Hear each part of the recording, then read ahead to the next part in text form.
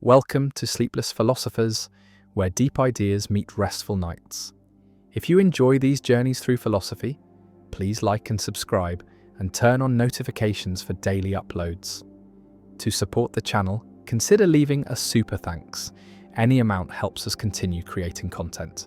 You can also become a member to request video topics. We're not monetized, so your support truly makes the difference. Now let the philosophy begin. The ontological paradox, why existence itself is impossible. A philosopher asks the most fundamental question in metaphysics, asks why anything exists at all, why there is something rather than nothing, and this question seems to demand an answer. Seems like there must be some explanation for the existence of the universe, some reason why being triumphs over non-being, and yet every proposed answer creates problems, creates paradoxes, leads to infinite regress or unjustified stopping points. And this is the ontological paradox, the puzzle about existence itself, about whether existence requires explanation, whether existence can be explained, whether there could be a sufficient reason for there being something rather than nothing. And the paradox arises because existence seems to be a brute fact, seems to be something that just is without explanation. And yet accepting brute facts seems unsatisfying, seems to violate the principle of sufficient reason, the principle that everything has an explanation, and this tension between the demand for explanation and the impossibility of ultimate explanation creates the ontological paradox, a paradox that has troubled philosophers since ancient times, that remains unresolved, that perhaps cannot be resolved, and that reveals deep limits on human understanding, on our capacity to explain why things are rather than why they are not. Imagine trying to explain why the universe exists, why there is something rather than nothing, and you might say the universe exists because it was created, but then you must explain why the creator exists. And if you say the creator exists necessarily, exists by its own nature, cannot fail to exist, then you face the question of why necessary existence is possible, why there are any necessary beings, why the category of necessary existence is not empty. And if you say the creator has no explanation, exists as a brute fact, then you have abandoned the demand for explanation, have accepted that existence requires no reason. And if existence requires no reason, then why not say the universe itself exists as a brute fact? Why invoke a creator at all? And the explanatory chain either goes on forever, infinite regress, or stops at something unexplained. Brute fact, and neither option is satisfying. Neither provides the ultimate explanation we were seeking. And the ontological paradox emerges, the recognition that existence cannot be fully explained. That the question why something, rather than nothing, has no satisfactory answer. The paradox can be stated as an impossibility argument. Either everything has an explanation, or some things are brute facts without explanation. If everything has an explanation, then there must be an explanation for the totality of all facts, for why anything exists at all. And this explanation must appeal to something outside the totality, something that explains why the totality exists. But nothing is outside the totality. The totality includes everything. And so there can be no explanation for the totality. And so not everything has an explanation. And there are brute facts. And if there are brute facts, then the principle of sufficient reason is false. And we must accept that some things exist without reason, without explanation. And if existence requires no explanation, then the question why something rather than nothing has no answer is not a real question, is based on the false assumption that existence requires explanation. Visualize nothingness, absolute nothingness, no matter, no energy, no space, no time, no laws of nature, no mathematical structures, no abstract objects, nothing at all. And from this nothingness, something emerges. The universe comes into being. And the question is why? What caused this emergence? What explained this transition from nothing to something? And the problem is that causes and explanations presuppose existence, presuppose that there are things that can cause and explain, and absolute nothingness contains no causes, no explanations, nothing that could produce something, and so the emergence from nothing seems impossible, seems to violate principles of causation and explanation. And yet here we are. Existence is actual. Something exists, and this existence seems inexplicable, seems to be a brute fact that cannot be explained in terms of anything more fundamental, because there is nothing more fundamental than existence itself.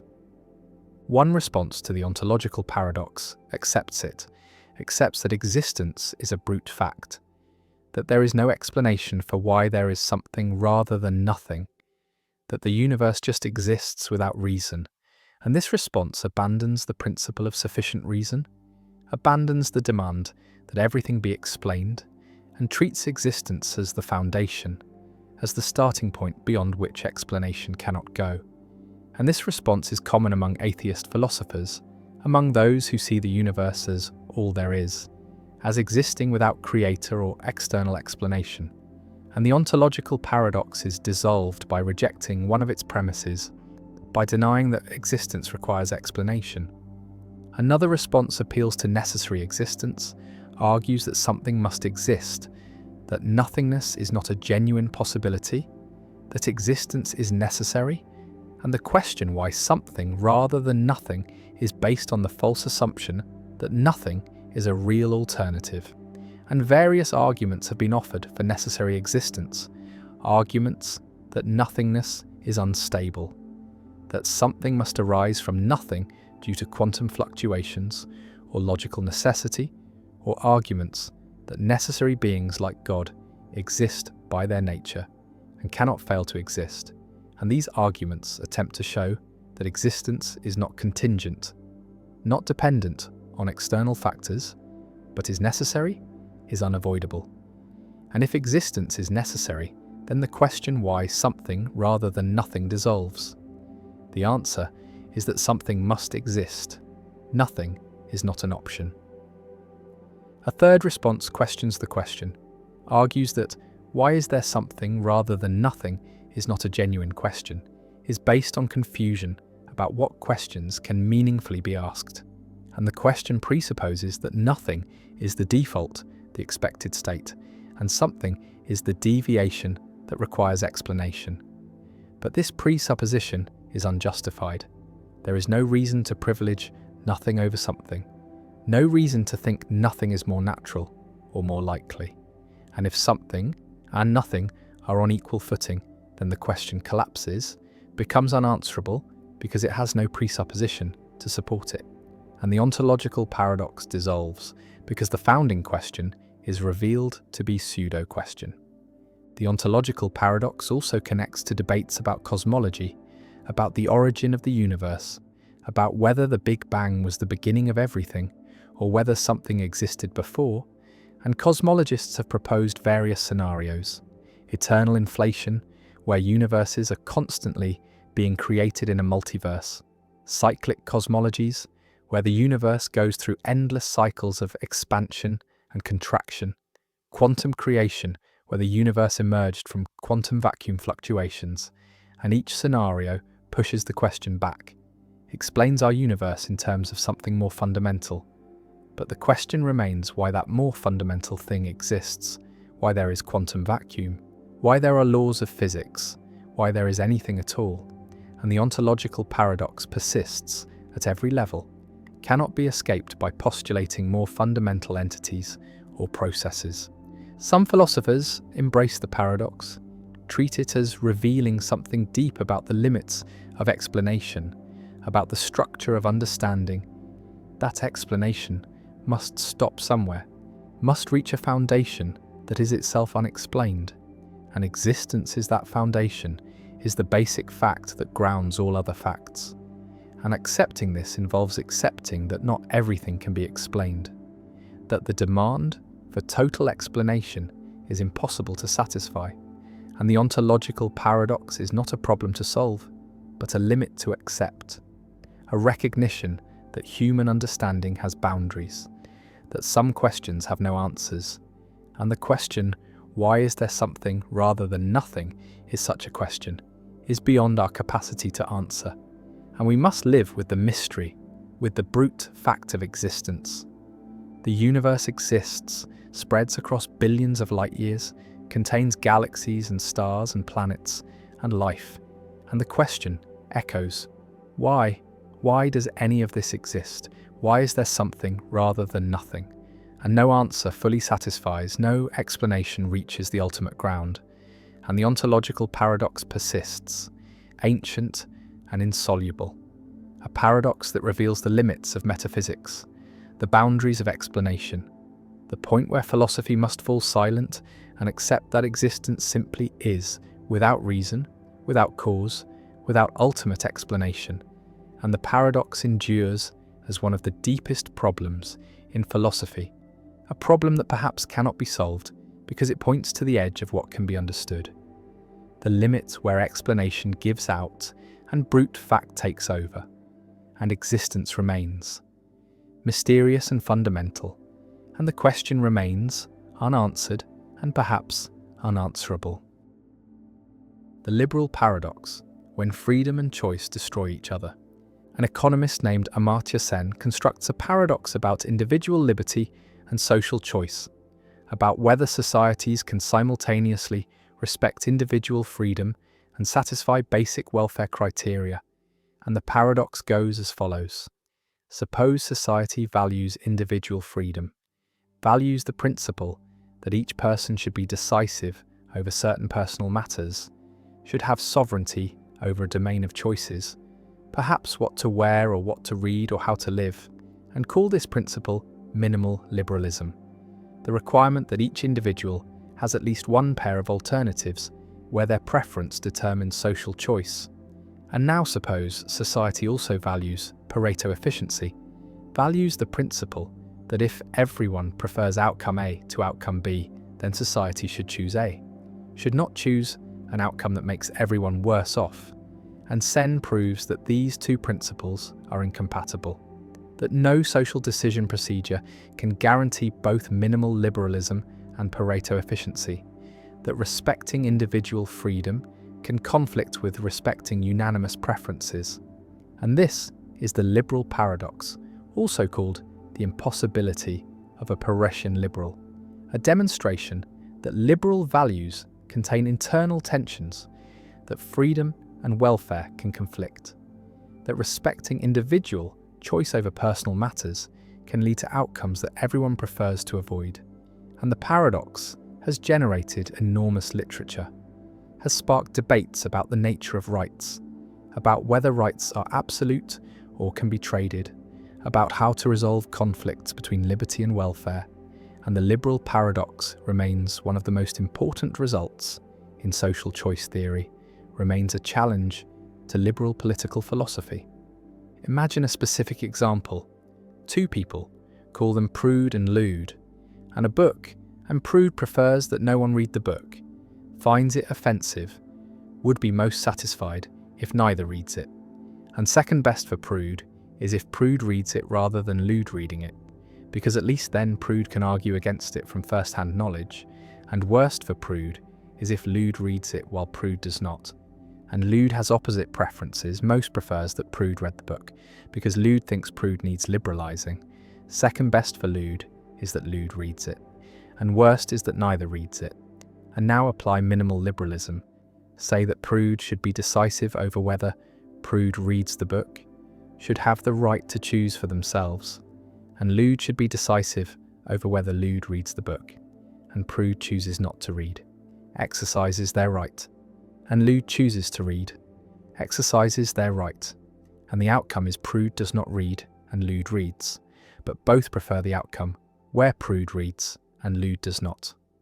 Both rank that outcome higher, and so the liberal outcome, the outcome that respects individual rights, violates Pareto efficiency, produces an outcome that both prefer to avoid, and the paradox emerges, respecting rights produces an outcome that unanimous preferences reject.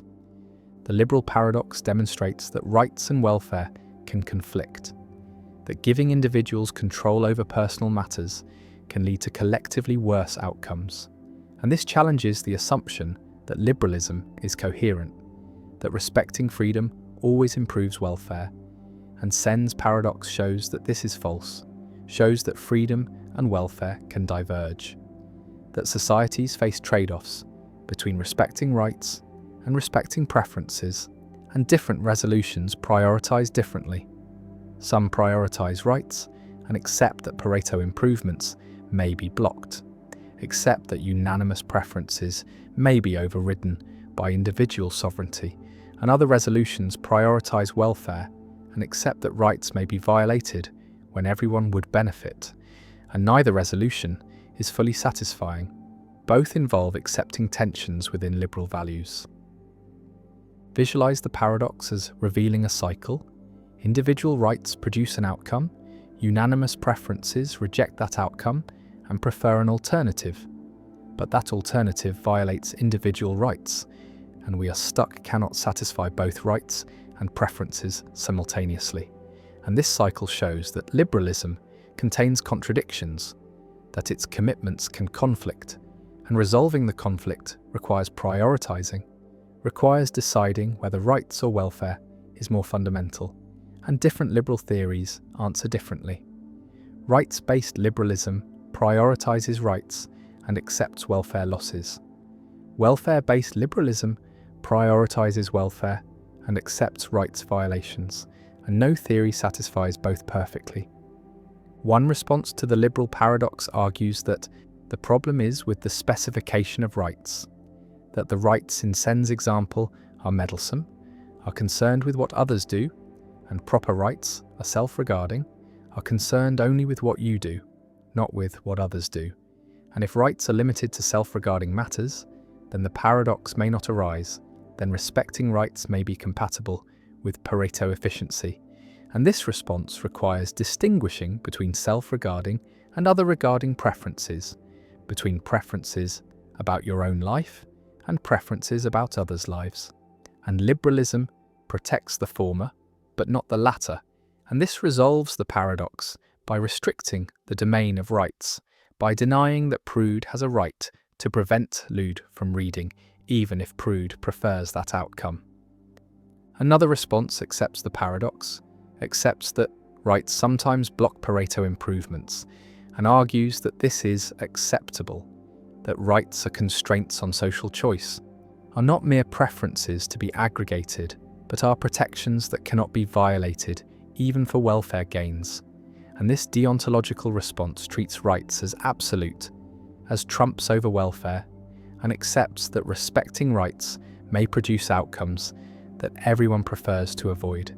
And this response is consistent with rights-based liberalism, with the view that individual freedom is foundational, is not negotiable, and welfare considerations cannot override rights. And the paradox is accepted as showing the cost of rights, showing that freedom has trade-offs. A third response questions the Pareto principle, argues that unanimous preferences should not always be respected, that preference satisfaction is not always good. And in Sen's example, the preferences are meddlesome, are concerned with interfering in others' choices, and perhaps such preferences should not count, should not be given weight in social choice. And this response modifies the Pareto principle to exclude meddlesome preferences, to respect only preferences about self-regarding matters. And this resolves the paradox by restricting the domain of preferences that matter for social choice. And this approach has some support, has intuitive appeal, because it seems wrong to let people's preferences about others' private behaviour determine social outcomes, seems to give too much weight to intolerance or judgment. The liberal paradox also connects to debates about paternalism, about whether societies should prevent people from making choices that harm themselves, and paternalism violates minimal liberalism, overrides individual choice for welfare reasons, and the paradox shows why such overriding might be tempting, shows that respecting choice can produce outcomes that the chooser prefers to avoid, and this creates pressure toward paternalism, toward intervention, but liberalism resists, maintains that individual choice must be respected even when it leads to regret. and the tension between respecting choice and promoting welfare is permanent, is built into liberal theory, and the paradox makes it explicit. Some argue that the liberal paradox is merely theoretical, is unlikely in practice, requires specific preference structures that rarely occur, and empirical investigation of whether such structures exist would be valuable, but regardless of frequency, the paradox is important as a logical possibility, as a demonstration that liberal principles can conflict. And this shows that liberalism requires trade-offs, requires balancing competing values, and political philosophy must grapple with these trade-offs rather than assuming that liberal values are always compatible. The paradox also raises questions about whether societies should recognize rights at all, whether individual sovereignty over personal matters is justified if it can lead to collectively worse outcomes.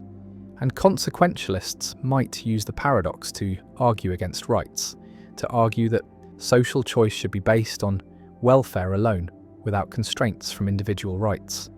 But most find this conclusion extreme, find that rights are valuable despite potential conflicts with welfare, and the challenge is to specify rights carefully, to balance rights and welfare, to create institutions that respect both as much as possible while recognizing that perfect compatibility is impossible.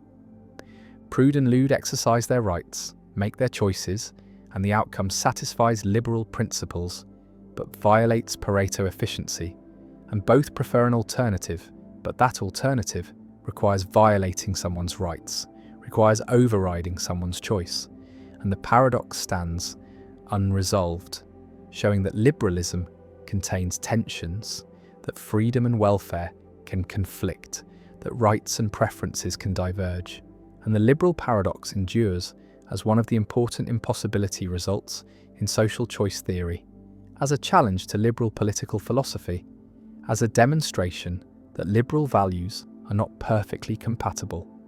And the paradox remains a permanent feature of liberal theory, requiring careful navigation, requiring trade-offs between competing values, and showing that coherent liberalism is more complex than it appears. The paradox of democracy: when majority rule destroys itself. A democratic society values freedom and equality, gives every citizen voice, allows majority rule to determine policy, and this seems just, seems fair, seems like the best system for governance. And yet democracy contains internal tensions, contains paradoxes that threaten its stability, and one fundamental paradox asks, what democracy should do when the majority votes to end democracy? When the people use democratic procedures to elect authoritarian leaders who promise to dismantle democratic institutions? And if democracy respects majority, will it must allow this outcome, must permit its own destruction? But if democracy forbids this outcome, prevents the majority from choosing authoritarianism, then it violates its own principles, acts undemocratically. And this is the paradox of democracy: the recognition that democracy's commitment to majority rule can lead to outcomes that destroy democracy itself. And navigating this paradox requires balancing competing values, requires defending democracy sometimes against democratic procedures, requires recognizing that procedural democracy is not sufficient, that substantive commitments to rights and freedoms are necessary to preserve democracy. And this paradox has been central to political philosophy since ancient times, was recognized by Plato, who argued that democracy tends toward tyranny, and the paradox remains relevant today as democratic societies face authoritarian movements that use democratic means to gain power. Imagine an election where an authoritarian party campaigns on promises to restrict freedoms, to eliminate checks and balances, to concentrate power, to end future elections, and this party wins a majority, wins through legitimate democratic procedures, through free and fair voting, and now the society faces a choice. Honour the election results and allow democracy to be dismantled, or override the results and preserve democracy by undemocratic means. And neither option is satisfactory. both involve betraying core democratic values.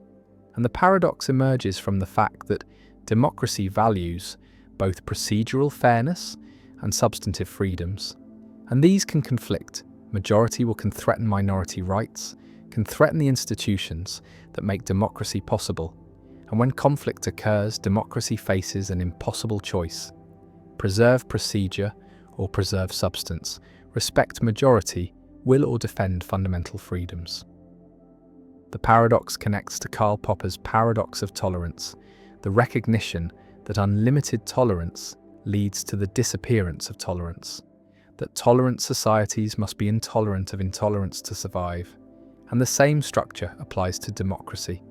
Unlimited democracy, democracy that respects all majority decisions regardless of content, leads to the disappearance of democracy. And democratic societies must be undemocratic toward anti-democratic movements to preserve democracy, and this creates the paradox. Democracy must violate its principles to preserve its principles, must act undemocratically to remain democratic. And this tension is permanent, is inherent in the structure of democracy, cannot be fully resolved, but must be managed through careful balancing of competing considerations. Visualize democracy as having two aspects: procedural democracy, which emphasizes voting, majority rule, fair elections, and substantive democracy, which emphasizes rights, freedoms, protections for minorities, and ideally these aspects reinforce each other. Procedures protect rights and rights enable procedures, but they can conflict. Procedures can be used to undermine rights, majorities can vote to restrict freedoms, and when conflict occurs, the society must choose which aspect to prioritize, and different societies make different choices. Constitutional democracies emphasize substantive protections, have constitutions that limit majority power, protect fundamental rights even against majority will, and these systems accept that democracy involves more than majority rule, involves commitments to principles that cannot be overridden by votes. And this resolves the paradox partially, makes democracy less purely procedural, more substantively constrained. One response to the paradox argues that true democracy is substantive, not procedural, that democracy is not just about voting, but about respecting rights, protecting minorities, ensuring freedom. And when these substantive commitments are threatened, even by majority vote, democracy requires defending them, requires overriding the majority. And this militant democracy, this democracy that defends itself against anti-democratic forces, is not a betrayal of democracy, but is its preservation, is necessary to maintain the conditions that make democracy possible. And historical examples support this. Societies that failed to restrict anti-democratic movements, that allowed authoritarians to use democratic procedures to gain power, lost their democracies, and hindsight suggests that early intervention, that militant defense would have been justified, would have preserved democracy even though it involved undemocratic means. Another response distinguishes between procedural rules and constitutional principles, argues that democracies should have entrenched principles that cannot be changed by ordinary procedures, that require supermajorities or constitutional amendments, and these entrenched principles include fundamental rights, democratic structures, and protections for minorities. And ordinary majorities can make policy within these constraints, but cannot override the principles themselves. And this response preserves both procedural and substantive democracy, allows majority rule within limits. And the paradox is resolved by recognizing that democracy is hierarchical, has constitutional principles at one level and democratic procedures at another, and procedures operate within the framework set by principles, and this framework is not itself subject to ordinary democratic revision. A third response embraces the paradox, accepts that democracy is inherently unstable, inherently vulnerable to self-destruction, and argues that this vulnerability is a price worth paying for freedom, that the alternative, restricting democracy to protect democracy, is worse than the risk of democratic collapse, and this radical democratic response trusts in the people, trusts that majorities will not choose their own oppression, and when they do, the society pays the price. And this response is rare. Most societies are unwilling to risk democratic collapse, prefer to impose constraints on democracy, but the response represents one coherent position, one way of resolving the paradox by accepting its consequences. The paradox also appears in debates about hate speech, about whether democracies should allow speech that advocates for the destruction of democracy, speech that promotes authoritarianism or discrimination. And free speech is a democratic value, is protected in democratic societies. But speech that aims to destroy democracy creates the paradox, and banning such speech seems undemocratic, seems to violate free expression, but allowing it risks democracy's survival. And different democracies resolve this differently. Some ban anti-democratic speech, some allow it, and no resolution is without costs. All involve trade-offs between competing values. The election results are counted, the authoritarian party has won, and the democratic society faces the paradox: honour the results and risk losing democracy, or override the results and betray democratic procedures. And the choice is not theoretical, is faced by real societies, has been faced throughout history, and different societies have chosen differently. Some have preserved democracy by undemocratic means, some have respected procedures and lost democracy, and the paradox remains unresolved, remains a permanent tension in democratic governance, a challenge that every democracy must navigate, must balance procedure against substance, must defend itself without betraying itself. And the paradox of democracy endures as a fundamental problem in political philosophy, a recognition that democracy contains contradictions, that majority rule can lead to minority oppression, that freedom can be voted away, and that preserving democracy sometimes requires limiting democracy. And the tension persists. The balance is delicate, and the paradox remains unsolved, a permanent feature of democratic life. The paradox of non-being, how nothing cannot be talked about. A philosopher attempts to state a simple truth, attempts to say that something does not exist, attempts to assert that unicorns are not real, that they have no being, that they are nothing, and yet stating this seems impossible, seems paradoxical, because to say that unicorns do not exist is to say something about unicorns, is to refer to them, to make them the subject of a statement. And how can you refer to what does not exist? How can you make something the subject of a statement if that something is nothing, if it has no being?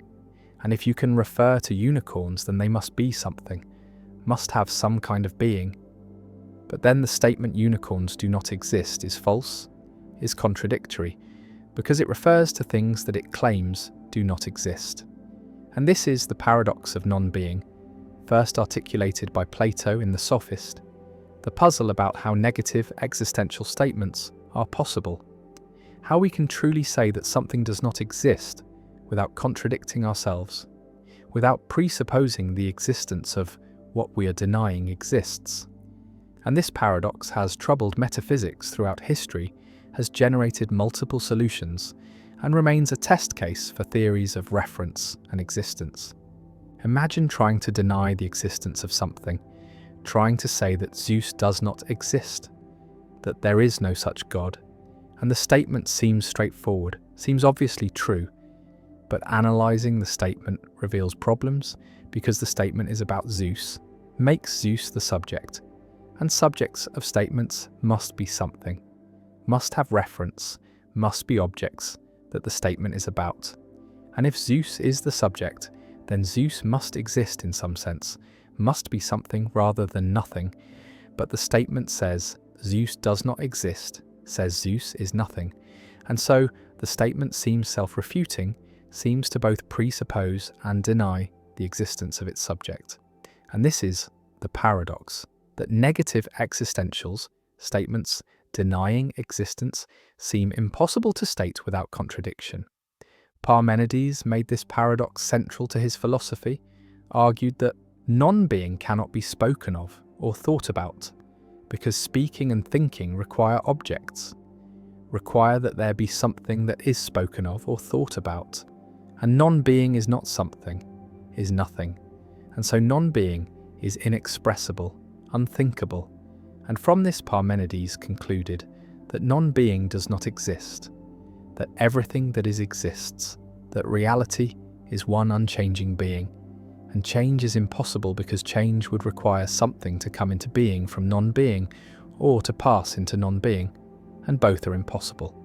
And this radical conclusion follows from taking the paradox of non-being seriously, from accepting that we cannot coherently speak of what does not exist. Visualize the paradox as a linguistic trap. When you say X does not exist, you seem to refer to X, and reference requires that X be something, and if X is something, then X exists. And so the statement is self-refuting, and yet negative existentials seem to be true, seem to be among the most basic truths. And we need to explain how they can be true without contradiction, how we can deny existence without presupposing it. And this requires a theory of reference that allows reference to non-existence, or that reinterprets negative existentials so they do not really refer to their apparent subjects. One solution proposed by Russell denies that names like Zeus refer to objects, analyzes them as disguised descriptions, and Zeus does not exist becomes, there is no unique object that has all the properties attributed to Zeus in mythology. And this existential statement does not refer to Zeus, does not presuppose any object, but simply denies that the description is satisfied. And this allows negative existentials to be true, without paradox, without reference to non-existence. And Russell's theory of descriptions has been widely adopted as solving the paradox, as showing that negative existentials do not actually have the logical form they appear to have, do not refer to their apparent subjects. Another solution from free logic distinguishes between existence and reference, allows that terms can refer without presupposing existence, and negative existentials are statements that deny existence while preserving reference, and this requires revising classical logic, requires allowing that some terms refer to nothing, are empty names, and statements containing empty names can still be meaningful, can still have truth values. And Zeus does not exist is true because Zeus is an empty name, refers to nothing, and the statement denies existence without presupposing it. And free logic has been developed extensively, provides formal semantics for empty names, and handles the paradox by liberalizing logic to allow reference without existence. A third solution, from Meinongian approaches, accepts that non-existent objects are real in a broad sense, have being even if they lack existence, and Zeus does not exist is true, because Zeus is a non-existent object, has being but lacks existence, and statements about Zeus refer to this non-existent object. And the paradox is dissolved because reference does not require existence, only requires being. And non-existent objects have being, have properties, can be subjects of true statements. And this solution preserves the intuition that negative existentials refer to their subjects, while denying that reference requires existence. The paradox also appears in discussions of nothingness, of absolute non-being, because to say that absolute nothing is impossible seems to require referring to absolute nothing, making it the subject of a statement, and if it is the subject, then it must be something. And so the statement that nothing is impossible presupposes that nothing is something. And this generates contradiction, and Heidegger made this paradox central to his philosophy, explored the nature of nothingness, argued that nothing is not a thing, but is the horizon of being, the possibility of non-being that makes being intelligible. And discussing nothing requires special language, requires recognizing that nothing is not an object, but is something more fundamental. And the paradox shows limits of ordinary language, shows that metaphysics pushes language beyond its designed capacities. Some philosophers embrace the paradox, accept that there are true contradictions, dialetheas, statements that are both true and false, and negative existentials are examples, are both true because they correctly deny existence, and false because they refer to their subjects, and reference presupposes existence. And this paraconsistent approach accepts contradiction, develops logics that allow true contradictions without explosion, without allowing everything to be provable. And while controversial, paraconsistent logic provides one way of handling the paradox, accepts that negative existentials are genuinely paradoxical, are both true and false. The statement stands: Zeus does not exist, unicorns are not real, nothing is something, and the paradox remains, hovering over negative existentials, challenging theories of reference, forcing recognition that denying existence is not as simple as it seems. That we cannot straightforwardly say that something is nothing without creating logical tension, and the paradox of non-being endures as one of the oldest problems in philosophy, a problem recognized by Plato, central to Parmenides, unresolved by centuries of analysis. And various solutions exist, various ways of dissolving or accepting the paradox, but no consensus emerges, and the paradox persists, a reminder that language struggles to express non-existence, that negation creates puzzles, and that the boundary between being and non-being resists clear articulation. The non-identity problem. Why creating a disabled child seems wrong but harms no one. A woman takes medication that she knows will cause her future child to be born with a disability that will significantly reduce the child's quality of life, but will not make life so bad that it is not worth living, and the child will live with chronic pain, with limited mobility, with challenges that most people do not face. But the child will still experience joy and love and meaning, and life will be worth living overall, just harder, just less good than it could have been. And we are inclined to say that the woman did something wrong, that she should have stopped taking the medication, should have waited until it cleared her system before conceiving. And if she had waited, she would have conceived a different child, a healthy child. And this seems like the obviously right choice, but now philosopher Derek Parfit poses a troubling question.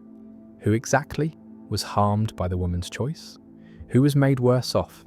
And the answer is puzzling, because the disabled child cannot claim to have been harmed.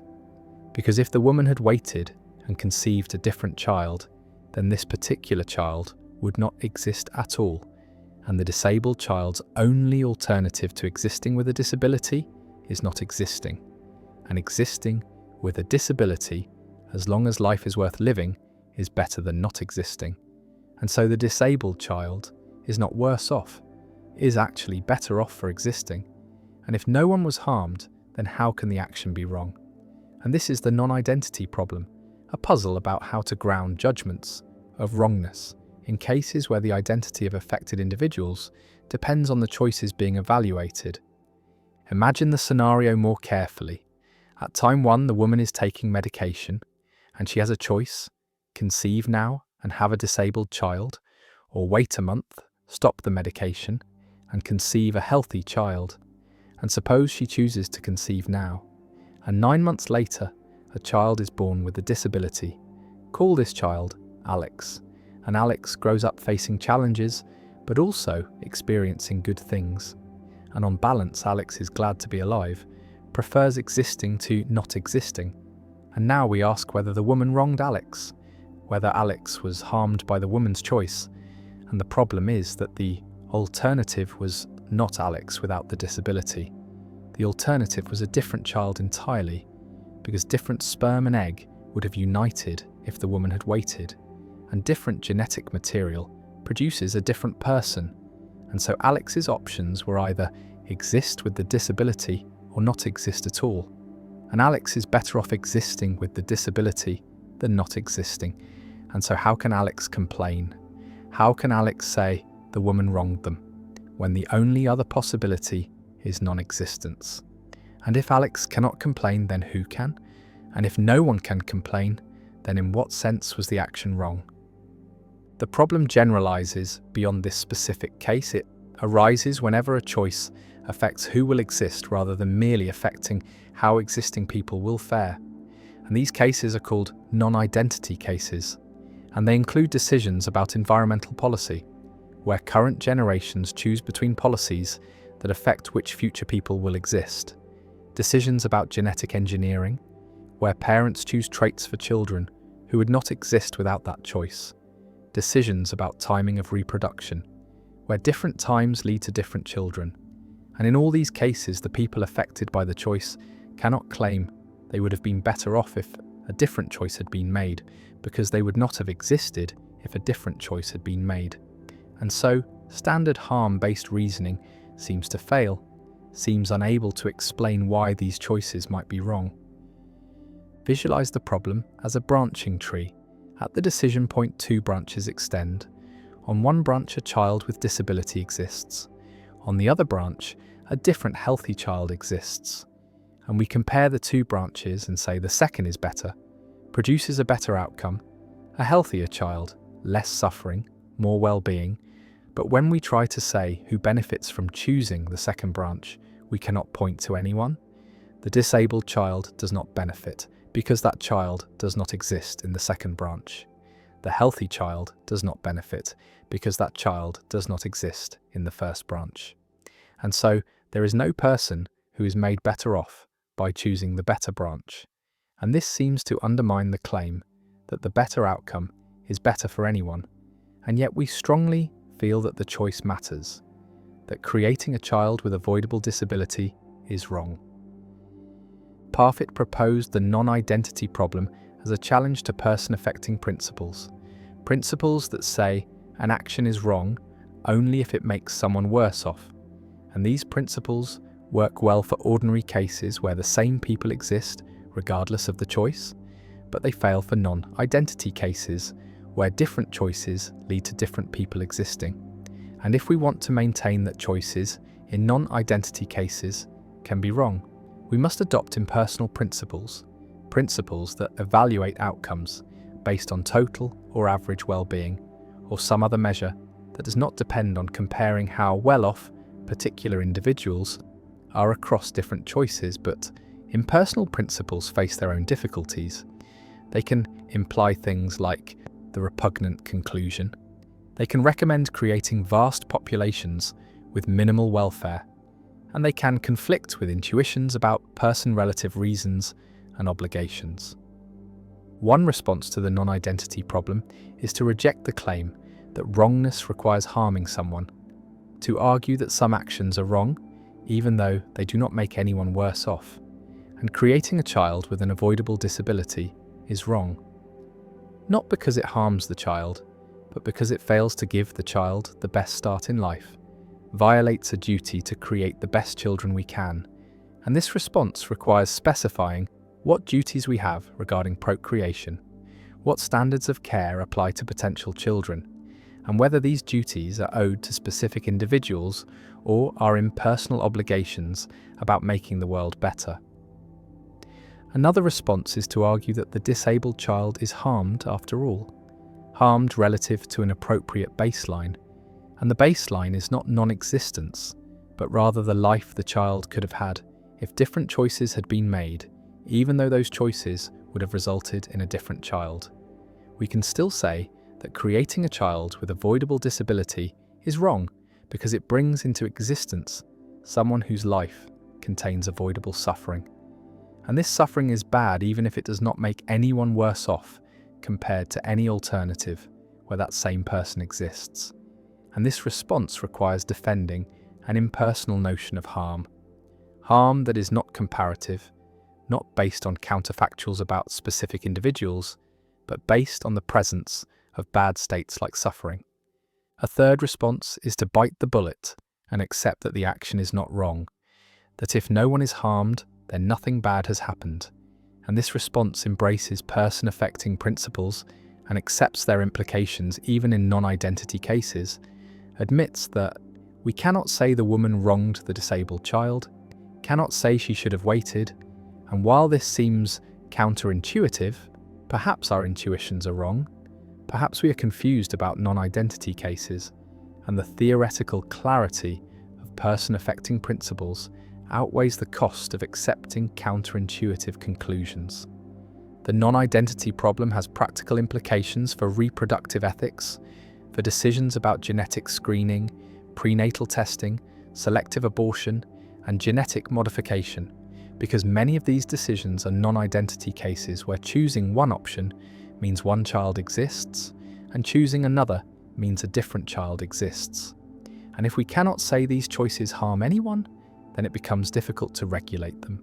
Difficult to say parents have obligations about which children to create.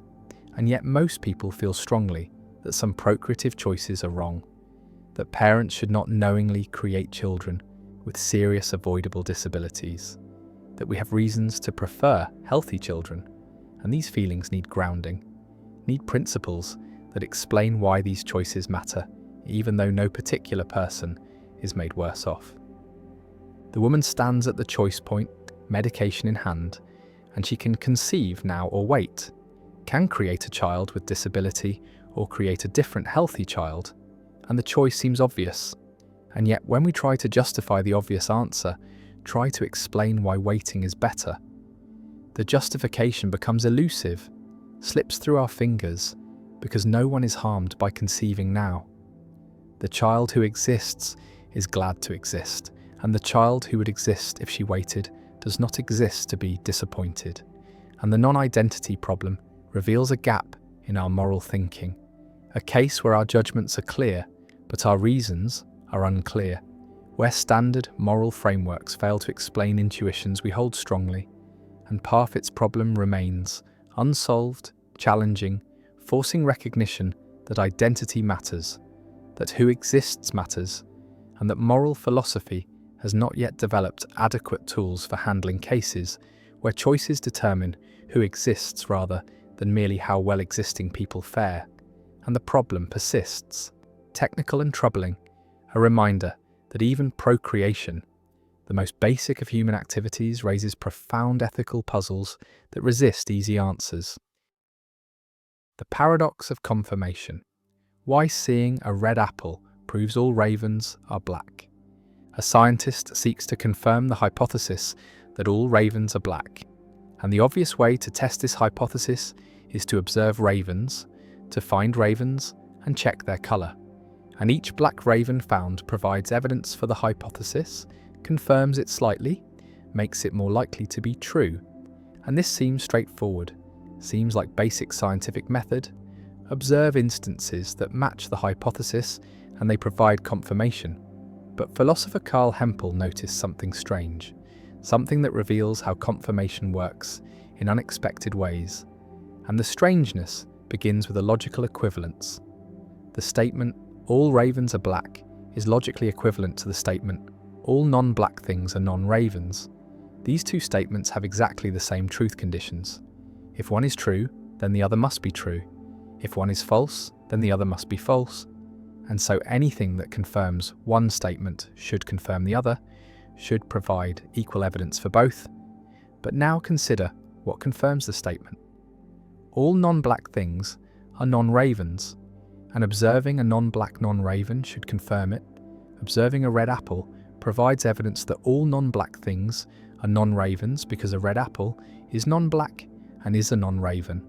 And since all non-black things are non-ravens is equivalent to all ravens are black, observing a red apple should confirm that all ravens are black. And this seems absurd, seems like observing apples in your kitchen has nothing to do with the colour of ravens. And yet the logic is impeccable, and this is the paradox of confirmation, also called Hempel's paradox or the raven paradox. A puzzle about how evidence works, about what confirms scientific hypotheses, and about whether our intuitions about confirmation can be trusted.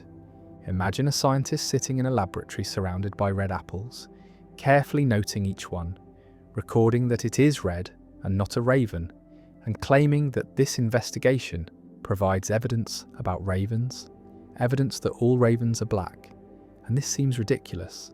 Seems like the scientist has confused what is relevant to the hypothesis, has mistaken irrelevant observations for genuine evidence, and yet the logical structure is clear.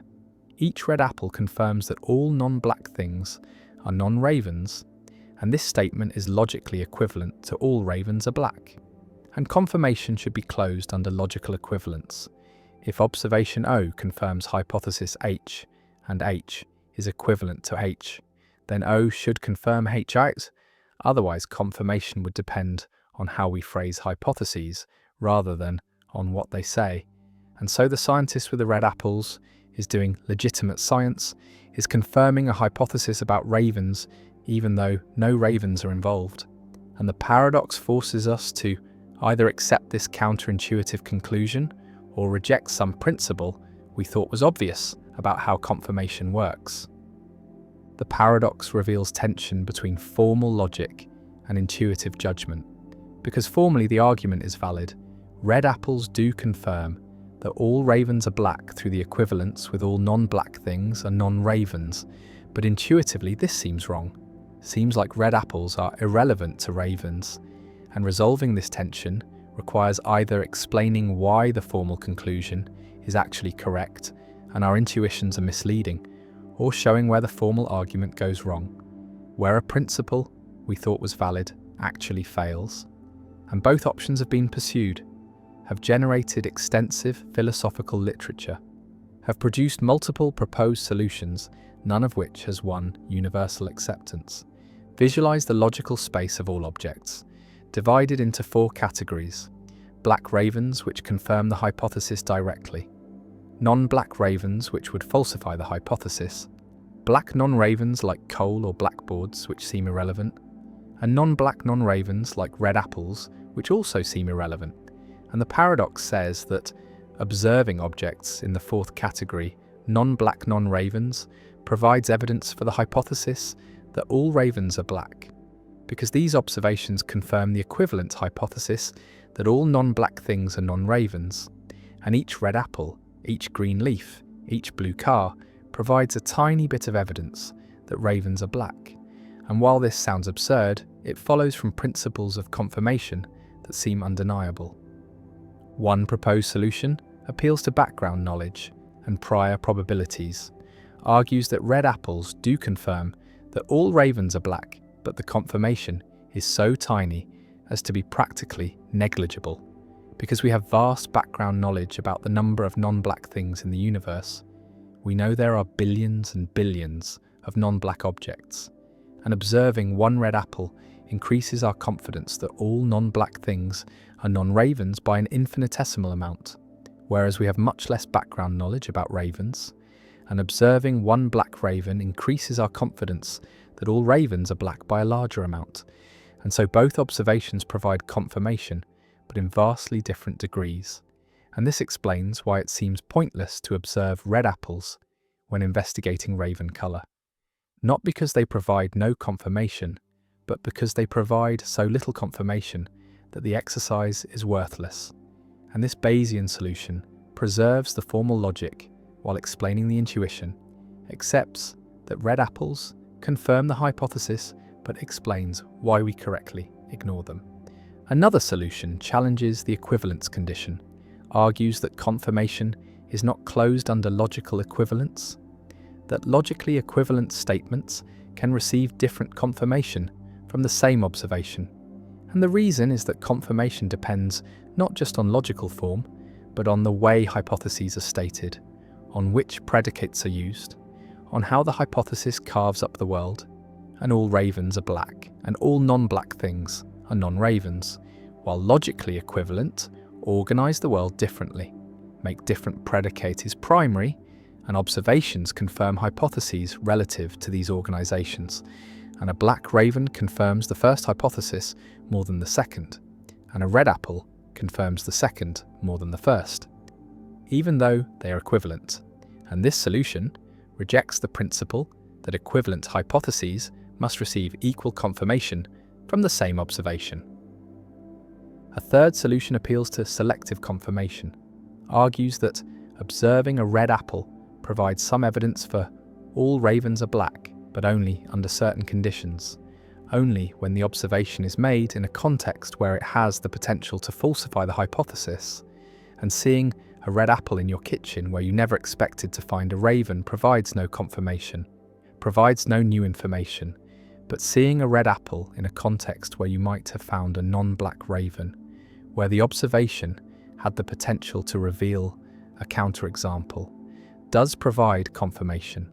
And so confirmation depends not just on what is observed, but on the circumstances of observation, on what was at stake, on what alternatives were possible. And this solution ties confirmation to potential falsification, treats confirmation as depending on whether observations eliminate possibilities rather than merely matching hypotheses. The paradox also connects to the problem of induction, to Hume's problem of how we can justify inferring from observed instances to unobserved cases, because confirming all ravens are black by observing black ravens assumes that the future will resemble the past, that unobserved ravens will be like observed ravens, and this assumption itself cannot be justified without circularity. And the paradox adds another layer, shows that even if we accept induction, we face puzzles about what counts as confirming evidence, about whether observations of non-ravens can tell us about ravens, and these puzzles reveal that confirmation is more complex than it appears, cannot be reduced to simple pattern matching or accumulation of positive instances. The scientist with the red apples continues recording, carefully noting each observation, and the paradox hangs over the investigation, a question about whether this absurd procedure is actually legitimate science, whether red apples really do provide evidence about ravens, and the answer depends on how we understand confirmation, on which principles we accept, on whether we follow formal logic or intuitive judgment, and the paradox remains unresolved in the sense that different solutions appeal to different intuitions, make different trade-offs, and no consensus has emerged, only a recognition that confirmation is subtle, that evidence works in non-obvious ways, that formal principles can lead to counterintuitive conclusions, and that the relationship between observation and theory, between data and hypothesis, between evidence and confirmation, is more complex than common sense suggests, and Hempel's paradox endures as a classic problem in philosophy of science, a puzzle that continues to challenge our understanding of scientific method, a reminder that even basic concepts like confirmation and evidence conceal difficulties that philosophy has not fully resolved. The paradox of tolerance, when being open-minded means destroying open-mindedness. A liberal society values tolerance, values the freedom to believe different things, to practice different religions, to hold different political views, to live in different ways, and this tolerance is seen as a virtue, as essential to freedom and democracy, as the foundation of peaceful coexistence in diverse societies. And the principle seems clear: we should tolerate all views and practices, should allow maximum freedom, should not suppress beliefs or ways of life just because we disagree with them. And yet a problem emerges, a paradox first articulated clearly by philosopher Karl Popper in 1945, which asks what a tolerant society should do when faced with intolerance, when confronted by movements that reject tolerance itself, that seek to destroy the open society and replace it with authoritarianism, that demand the right to spread hate and silence opposition. And if the tolerant society tolerates these intolerant movements, if it grants them freedom to organize and spread their views, then the intolerant movements will eventually gain power and destroy tolerance itself, will shut down free speech, will persecute minorities, will end democracy, and the tolerant society will have tolerated itself out of existence. And this is the paradox of tolerance, the recognition that unlimited tolerance leads to the destruction of tolerance, that to preserve a tolerant society, it may be necessary to be intolerant toward intolerance, to refuse to tolerate those who would destroy tolerance.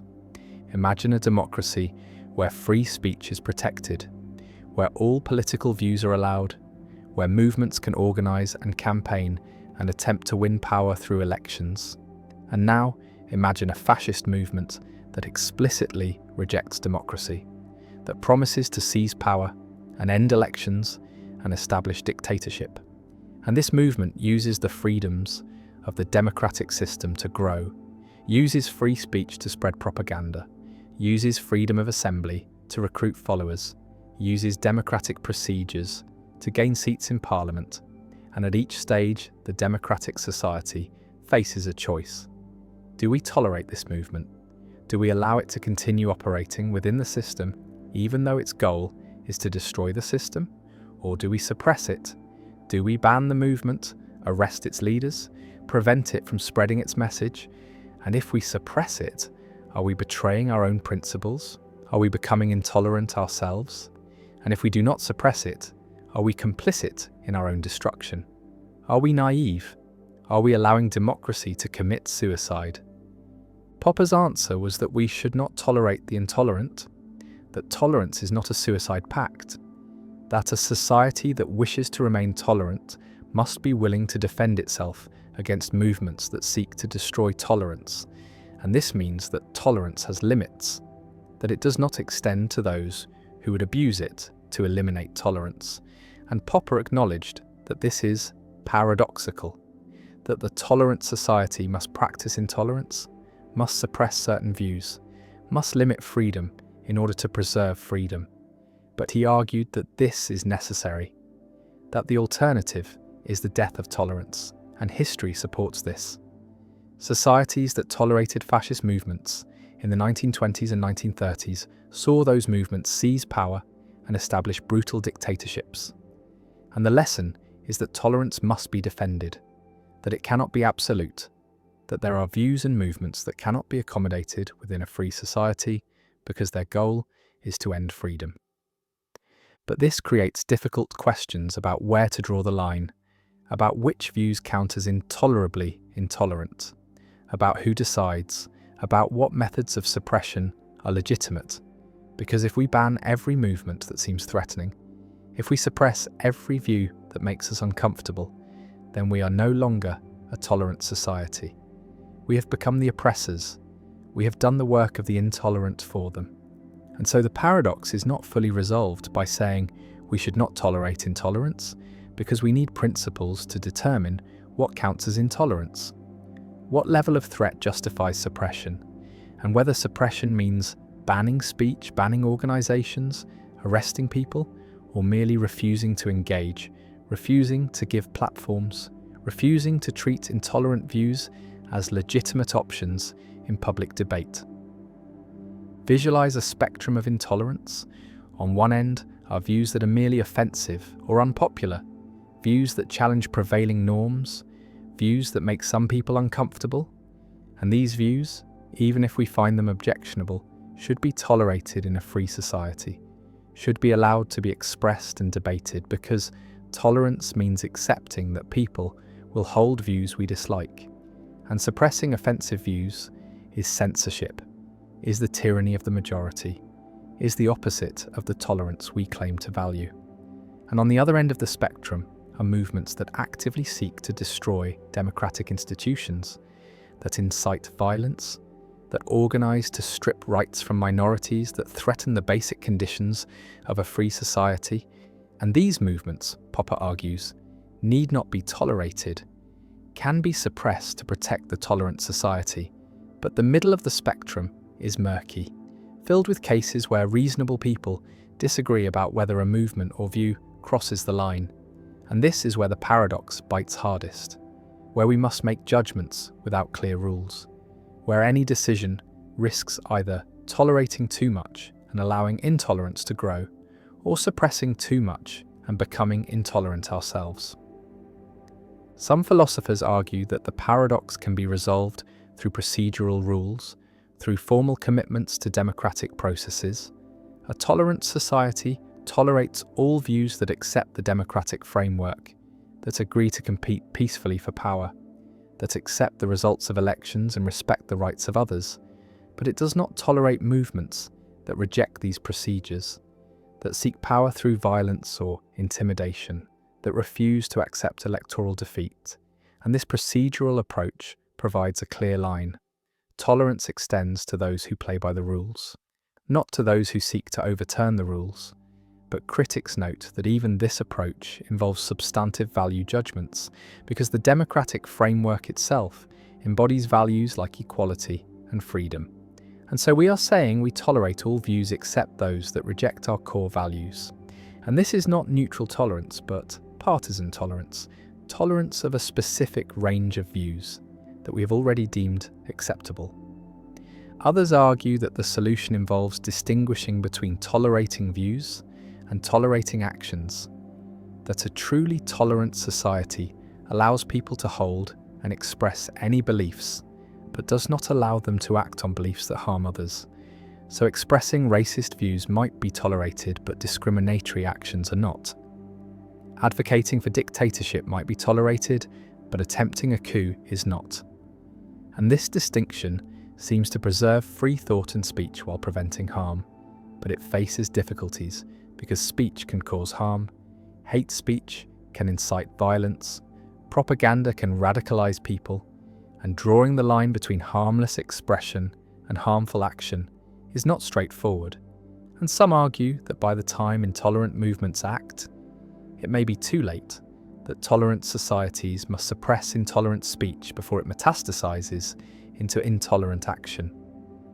The paradox also has a psychological dimension, because tolerating intolerance is emotionally difficult, requires accepting that people will spread views you find abhorrent, will organize against values you hold dear, will seek to undermine the society you want to preserve.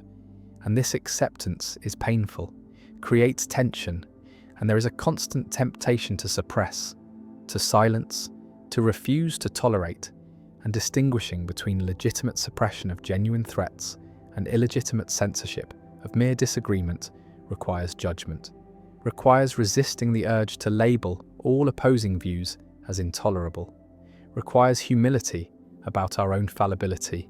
And these are difficult virtues to maintain, especially in polarized times when every political disagreement feels existential. The tolerant society stands at the edge, welcoming diverse views, protecting freedom, and watching as intolerant movements test the boundaries, push the limits, demand the right to destroy the very system that protects them. And the society must decide, must draw a line, must say some things cannot be tolerated, some movements cannot be accommodated. And in drawing that line, the society becomes less than perfectly tolerant, accepts that tolerance has limits, that the open society must defend itself. And the paradox does not disappear, but is managed, lived with, navigated through judgment and vigilance. And Popper's warning echoes, unlimited tolerance leads to the disappearance of tolerance, and so tolerance must be limited, must exclude those who would destroy it.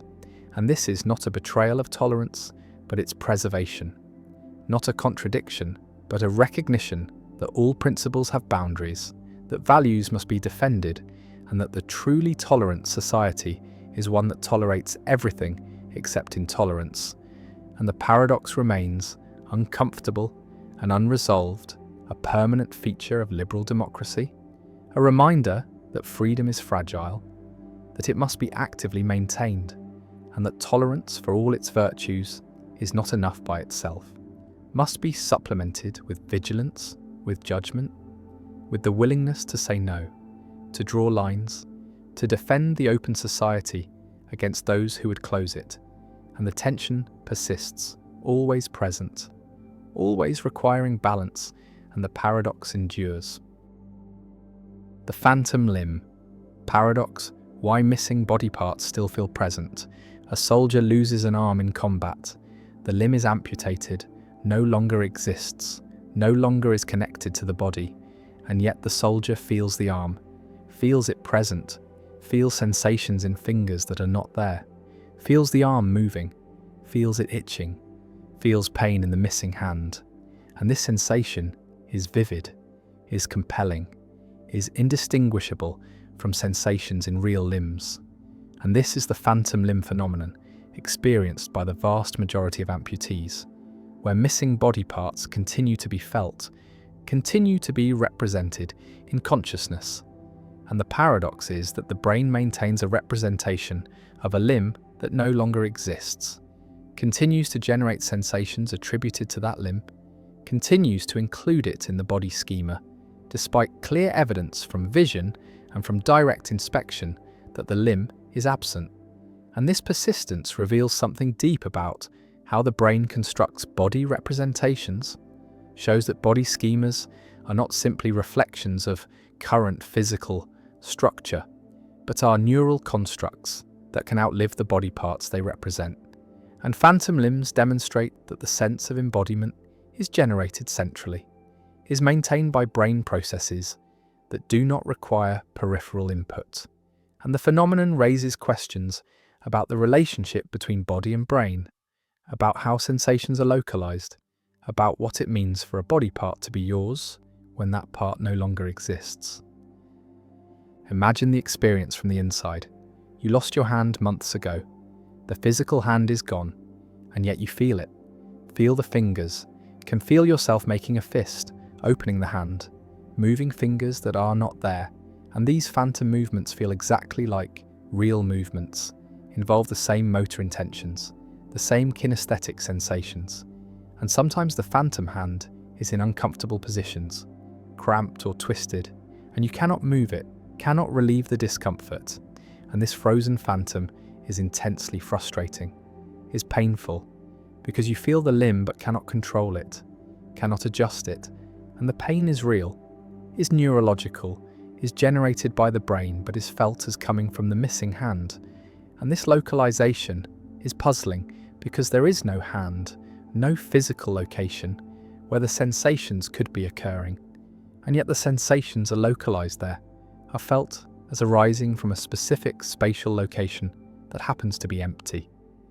The phantom limb phenomenon reveals that body representations are maintained in the somatosensory cortex, in the motor cortex, in the parietal lobe, and these representations do not simply disappear when a limb is removed, do not automatically update to reflect the new body configuration, and instead the neural circuitry that represented the limb continues to be active, continues to generate activity patterns that are interpreted as sensations in the missing limb, and this persistent activity is what creates phantom sensations, is what maintains the feeling of presence and understanding.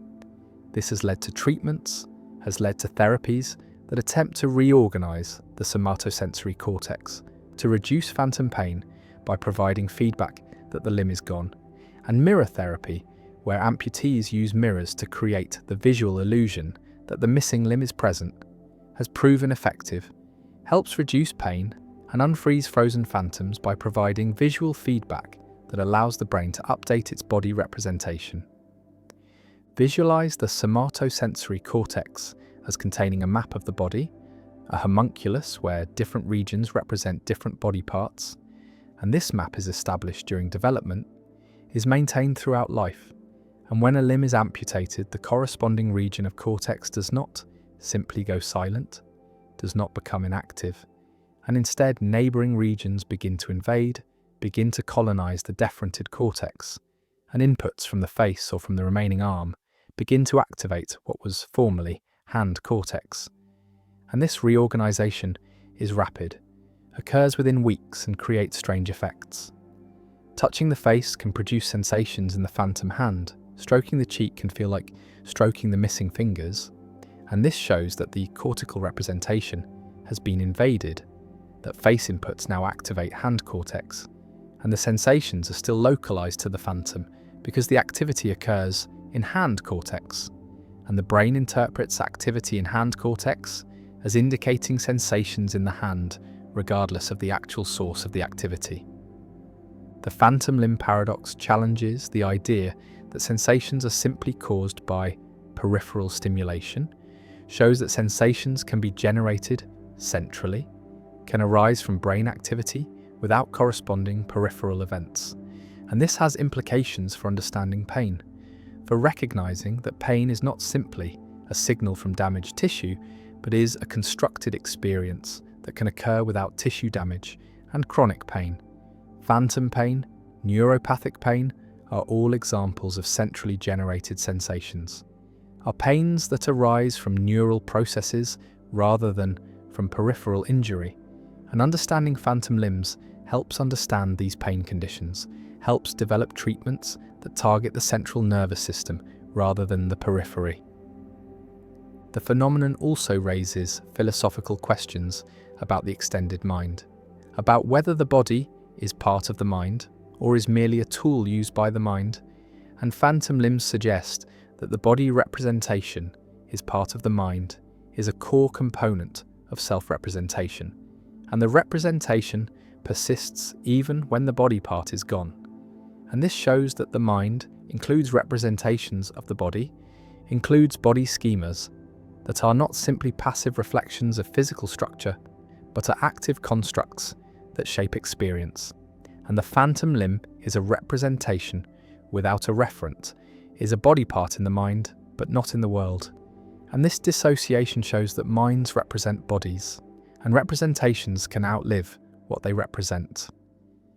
One variant of phantom limbs occurs in congenital amputees, people born without limbs, and some congenitally limbless individuals report phantom limbs, report feeling limbs they never had. And this is surprising, suggests that body schemas are not entirely learned, are not simply acquired through experience with actual body parts, but have some innate component, are partly specified by genetic programs that establish expected body structure. And when these programs run, they generate representations of limbs, even when those limbs never existed. And this shows that body schemas are not simply empirical generalizations from sensory experience, but are structured expectations about what bodies should be like. And the brain generates these representations even in the absence of corresponding body parts. Another implication concerns prosthetics, because if phantom limbs persist, if amputees continue to feel missing limbs, then prosthetics should be designed to interface with these phantom sensations, should provide feedback that is integrated with the phantom, and neuroprosthetics that read motor intentions from the brain or from remaining nerves can be controlled by the phantom, can allow amputees to move prosthetic limbs by moving their phantom limbs. And this creates a seamless interface, allows natural control, and the phantom limb, rather than being a problem, becomes a solution, becomes the interface between brain and prosthetic. And understanding phantoms has been crucial for developing advanced prosthetics that feel natural, that are experienced as extensions of the body rather than as external tools. The phantom also appears in other contexts: phantom breasts after mastectomy, phantom genitalia after surgery, phantom teeth after extraction, and all these phantoms reflect the same underlying mechanism, the persistence of neural representations after the represented body parts are removed. And the generality of the phenomenon shows that it is not specific to limbs, but applies to any body part. And body schemas for all body parts can persist as phantoms. And this universality suggests that phantoms reveal a general principle about how brains construct body representations, how these representations are maintained centrally, and how they can become dissociated from physical reality. The amputee feels the hand, phantom fingers that are not there, phantom movements that cannot occur, phantom pain in a location that does not exist, and the paradox persists. The brain maintains a representation despite the absence of the represented, and phantom limbs reveal that bodies are represented in brains, that these representations are stable, are resistant to updating, are constructed during development and maintained throughout life, and removal of body parts does not remove their representations, and the phantom remains, felt but not present, localized but not located, moving but motionless. And the paradox endures as one of the most striking phenomena in neuroscience, a demonstration that consciousness includes representations that can outlive their reference, that sensations can be generated centrally without peripheral causes, and that the body we feel is not simply the body we have, but is the body the brain represents. And sometimes these diverge and phantoms emerge, ghostly presences of absent limbs, and the phenomenon persists. The private language argument: why you cannot invent words only you understand. A person decides to create a private language, a language for describing inner sensations that only the person can experience, and the person picks a letter, say S, and decides that S will refer to a particular sensation, a specific feeling that recurs occasionally, and whenever the sensation occurs, the person writes S in a diary, and the person is the only one who knows what S means. The only one who can identify the sensation, because the sensation is private, is accessible only to the person who feels it. And this seems possible, seems like something anyone could do. Seems like we already do this to some extent when we give names to our own private experiences, but Ludwig Wittgenstein argues in his philosophical investigations that such a private language is impossible, that the scenario described involves a fundamental confusion about how language works, about what it means for a word to have meaning. And this is the private language argument, one of the most discussed and controversial arguments in 20th century philosophy, a challenge to the idea that we can give meaning to words through private mental acts of association, through inner ostensive definition, and an argument that meaning requires public criteria, requires shared practices, requires more than individual intention or inner recognition.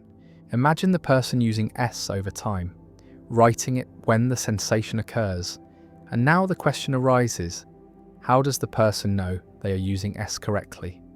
How does the person know that today's sensation is the same as yesterday's sensation, that both deserve the label S, and the person consults memory, remembers what S means, remembers the sensation, and judges that yes, the current sensation matches, deserves the label S. But Wittgenstein asks what makes this judgment correct. What distinguishes correctly remembering what S means from merely seeming to remember correctly? And in a public language, there are external checks. Other speakers can correct mistakes, can point out when a word is misused. But in a private language, there is no external check, no way to distinguish genuine correctness from apparent correctness. No way to distinguish following a rule from merely thinking one is following a rule, and so the distinction collapses. And if there is no distinction between being right and seeming right, then there is no meaning, no rule, no language, only the illusion of language. The argument can be stated as a dilemma. Either the private language user has a criterion for correct use of S, something that determines when S applies and when it does not, or the user has no criterion, and if there is a criterion, then it must be something public, something that could, in principle, be recognized by others. Because private criteria are impossible, cannot distinguish correct from incorrect application, and so the language is not really private. And if there is no criterion, then S does not have a meaning, does not refer to anything determinate, is just a mark that the user writes arbitrarily. And either way, private language fails. Either it is not really private or it is not really language, and the conclusion is that language requires public criteria, requires embedding in shared practices, requires more than inner acts of association. Visualize the private language user checking whether to apply S, looking inward, consulting the memory of what S means, and judging that the current sensation matches. And Wittgenstein compares this to buying several copies of the same newspaper to check whether the first copy was telling the truth. The consultation of memory is not an independent check, not a genuine verification, because memory itself might be mistaken, and there is no way within the private framework to correct memory, no external standard against which to test it. And so the whole enterprise collapses into subjectivity, into whatever seems right is right. And this destroys meaning, makes S meaningless, because there is no distinction between correct and incorrect use. The private language argument has profound implications for philosophy of mind, for theories of consciousness, for the question of whether mental states are purely private or whether they have public dimensions, and if private language is impossible, then purely private mental states are problematic. are not the kind of thing we can talk about or think about in determinate ways. And this suggests that even our inner lives, even our private experiences are shaped by public language, by shared concepts, by social practices. And there is no purely private realm of experience that exists independent of language and society.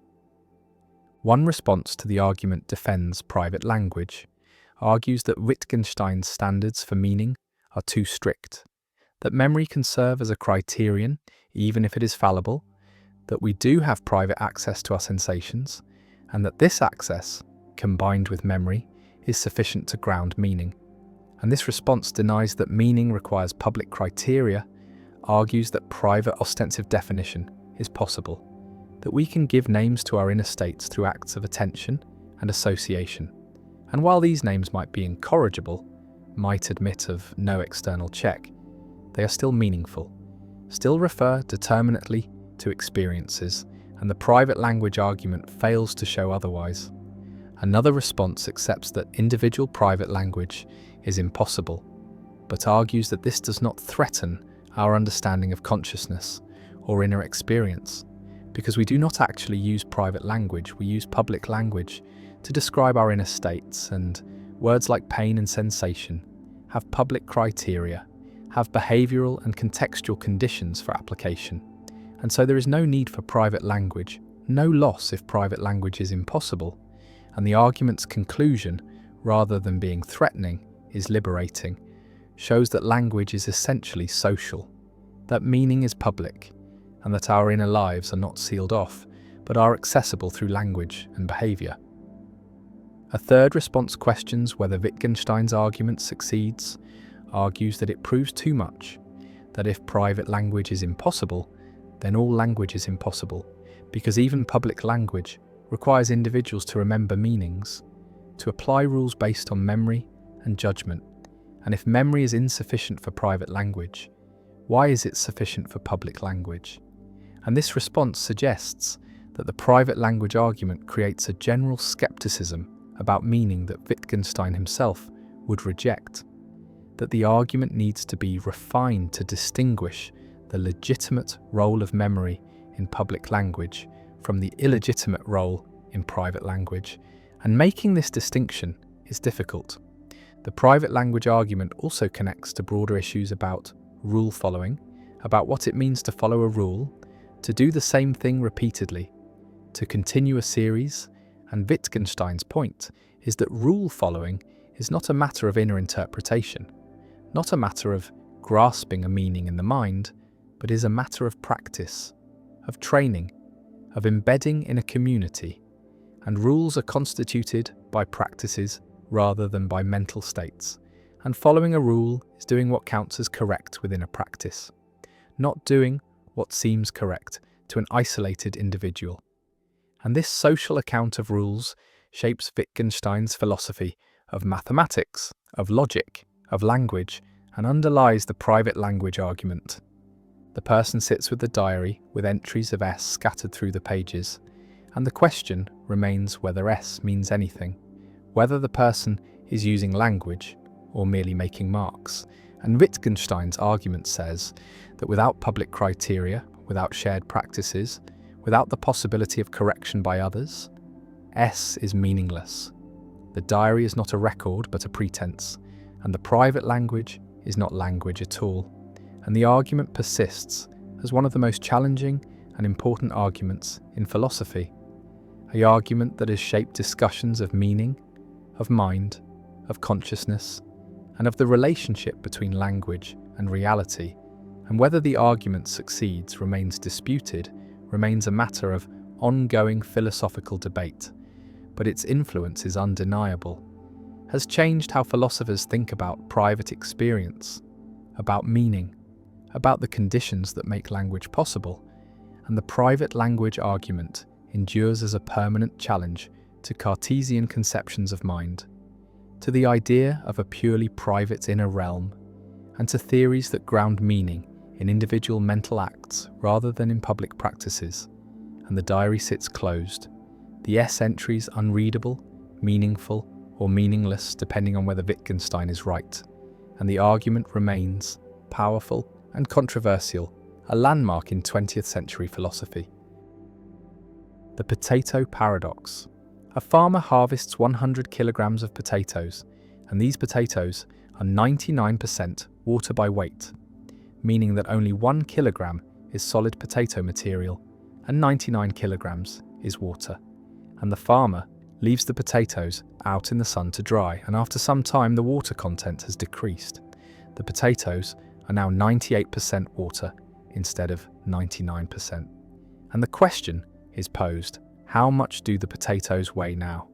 And the intuitive answer is that they have lost a little water, perhaps 1 kilogram, and so they now weigh 99 kilograms, or perhaps 98 kilograms. But this intuition is wildly wrong. The correct answer is that the potatoes now weigh 50 kilograms. They have lost half their weight, and this shocking result is the potato paradox, a puzzle about percentages and proportions that reveals how badly human intuition handles these concepts. The calculation proceeds as follows. The solid potato material, the non-water part, weighs 1 kilogram both before and after drying. This does not change. The potatoes lose water, but not solid material. And before drying, this 1 kilogram of solid material represents 1% of the total weight, because the potatoes are 99% water and 1% solid. And after drying, this same 1 kilogram of solid material must represent 2% of the total weight, because the potatoes are now 98% water and therefore 2% solid. And if 1 kilogram is 2% of the total weight, then the total weight must be 50 kilograms, because 1 kilogram divided by 2% equals 50 kilograms. And so the potatoes have lost 50 kilograms of water, going from 100 kilograms to 50 kilograms, even though the percentage of water has decreased by only 1 percentage point, from 99% to 98%. The paradox reveals how deceptive percentages can be, how a small change in percentage can correspond to a large change in absolute quantity, and the confusion arises from conflating different reference points. The percentage of water is calculated relative to the total weight, which itself changes as water is lost. And so the meaning of 99% water before drying is different from the meaning of 98% water after drying, because the total weight is different.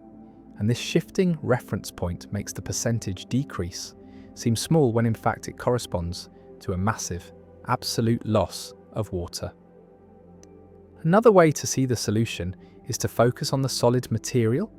Before drying, the ratio of water to solid is 99:1, and after drying the ratio is 98:2, which simplifies to 49:1.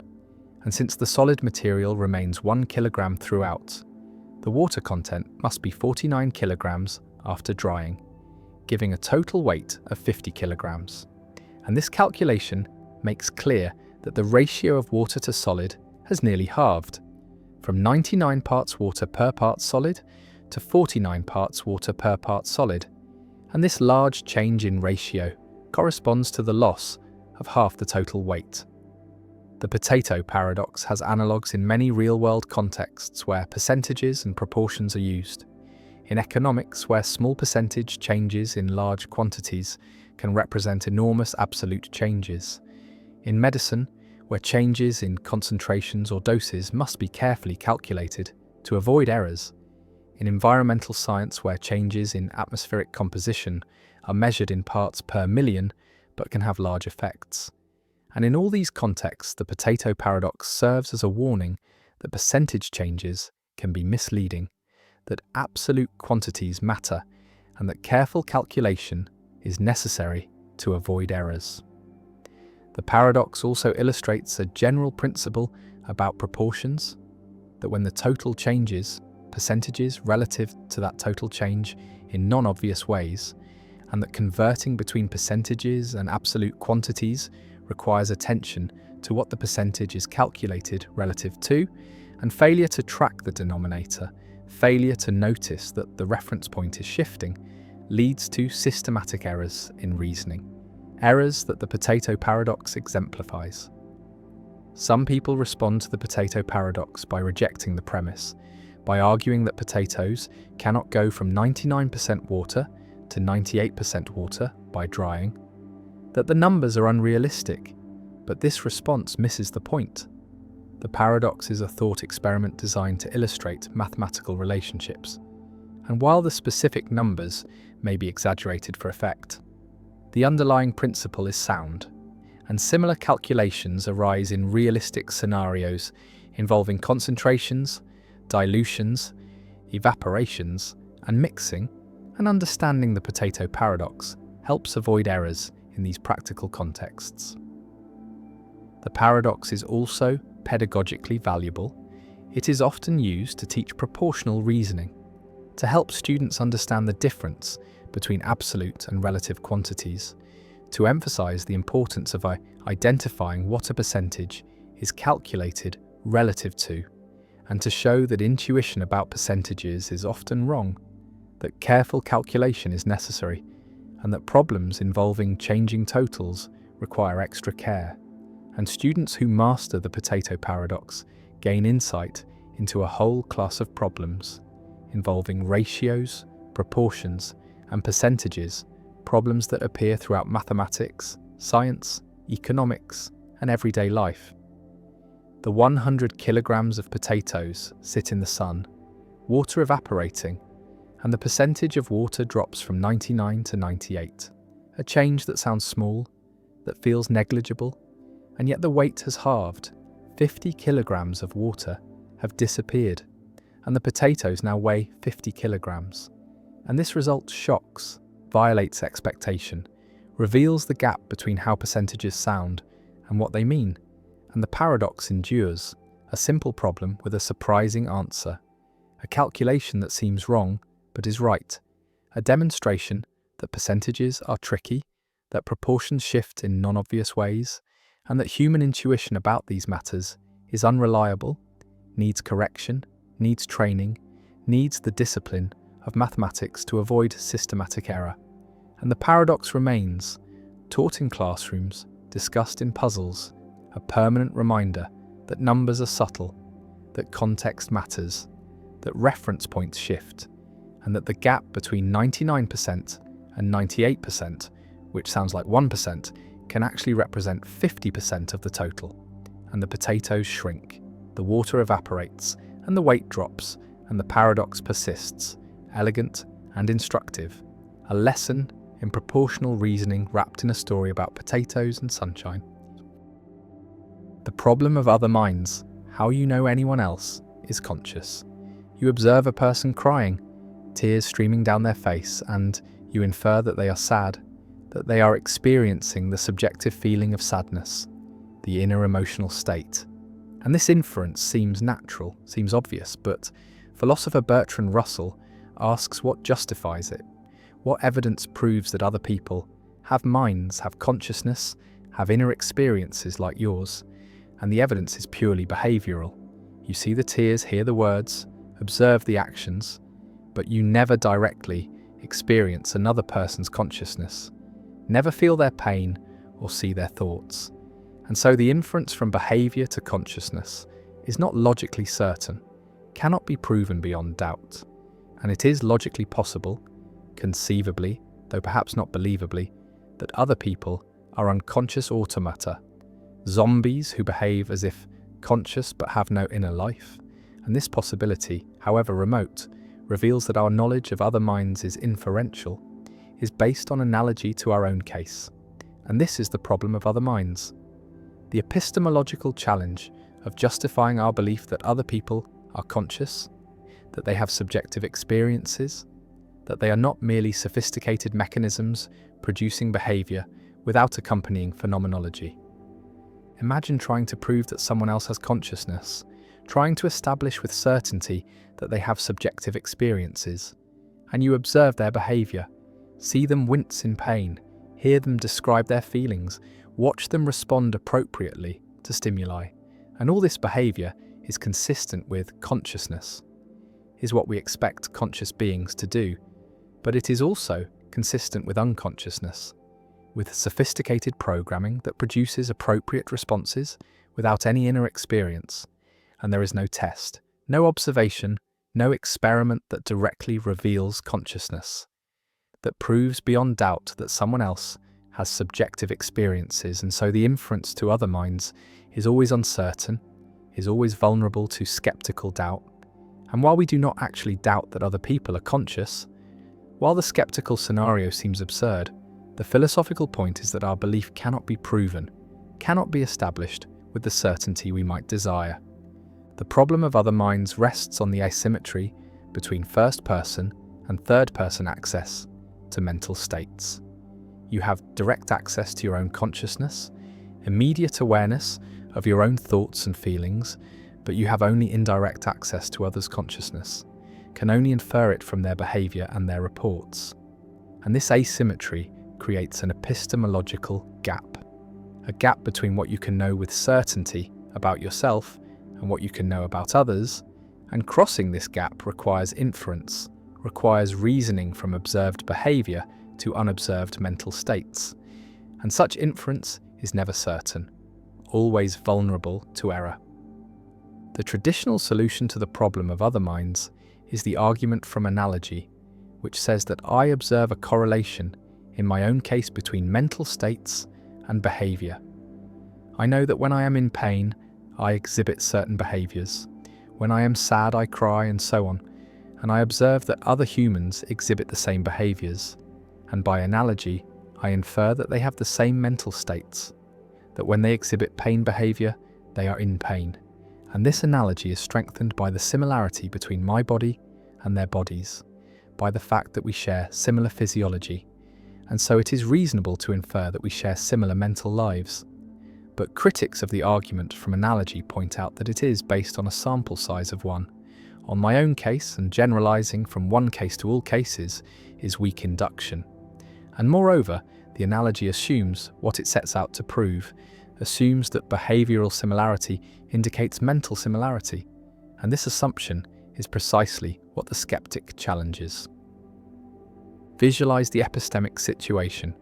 You are confined to your own consciousness, your own first-person perspective, and everyone else exists outside this perspective, exists as objects in your experience rather than as subjects with their own experiences. And the question is how you know that these objects are also subjects, also have inner lives, and the answer cannot be certain, cannot be proven, can only be inferred with greater or lesser confidence.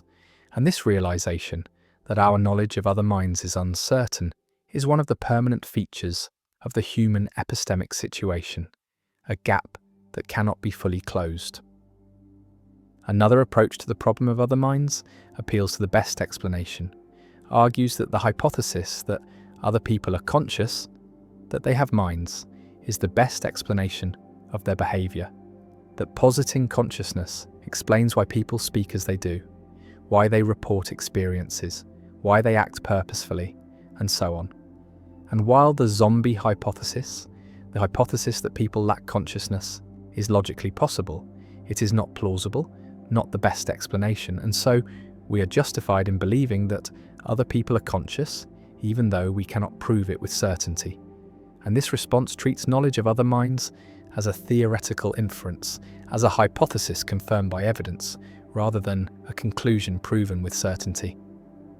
A third approach, associated with Wittgenstein, questions the framework of the problem, argues that the idea of privately checking whether another person is conscious is confused, that consciousness is not a hidden inner property that might be present or absent while behavior remains the same, but is manifested in behavior, is constituted by appropriate responsiveness, and there is no gap between behavior and mind, no possibility of zombie-like creatures that behave as if conscious but lack consciousness, because consciousness just is the pattern of appropriate behavior, and the problem of other minds dissolves, because it is based on a misunderstanding of what consciousness is, treats it as an inner object rather than as a pattern of life.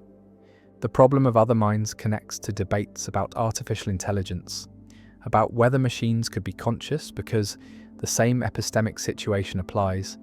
We observe the behavior of AI systems, see them generate text, respond to questions, exhibit apparently intelligent behavior, And the question arises whether there is consciousness behind the behavior, whether the machine has subjective experiences, or whether it is merely processing symbols without understanding.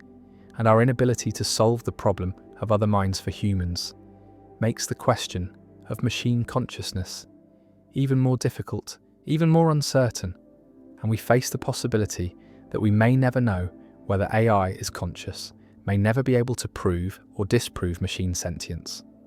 The problem also has practical implications for how we treat non-human animals, for whether they have consciousness, feel pain, deserve moral consideration, and our evidence is behavioral.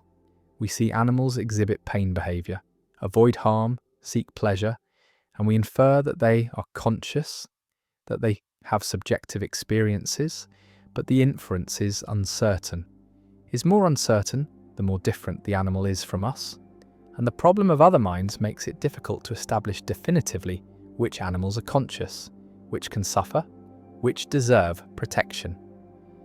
You see the person crying, and you believe they are sad, and you comfort them, and the interaction proceeds as if their consciousness is real, as if their suffering matters.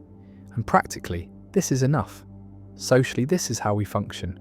But philosophically, the question remains, how do you know? How can you prove that they are not a sophisticated zombie? That there is really someone home behind the tears? And the answer is that you cannot prove it, can only infer it, can only trust in analogy and explanation, and the shared form of life that suggests consciousness is universal among humans.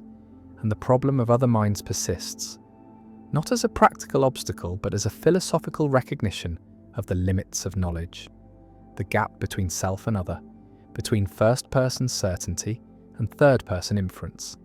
And the problem endures as a permanent feature of epistemology, a reminder that some things cannot be known with certainty, that consciousness is private, that the inner life of another remains always partially hidden, always known only through the indirect evidence of behavior and report.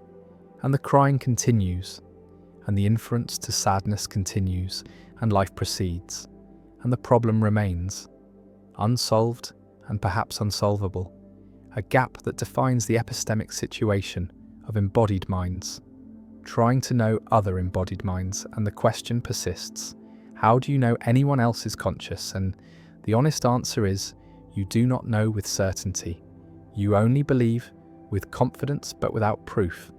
And this uncertainty is part of what it means to be human, to be a conscious being among what you believe are other conscious beings, but can never know for certain. The predestination paradox. Time folds back on itself in strange ways, and among the strangest is the predestination paradox, a loop where an event in the past is caused by an event in the future, which is in turn caused by the past event, creating a circle of causation with no clear beginning. And yet, unlike other time travel paradoxes, this one involves no contradiction, only an unsettling sense that something is wrong with the very fabric of cause and effect. Imagine a historian who discovers an ancient artifact in a museum, a device whose origins are mysterious and unknown, and the historian becomes obsessed with understanding where it came from. And after years of research, they finally build a time machine and travel back to the era when the artifact should have been created. But upon arriving, they find no trace of it. No one has ever seen or heard of such a device.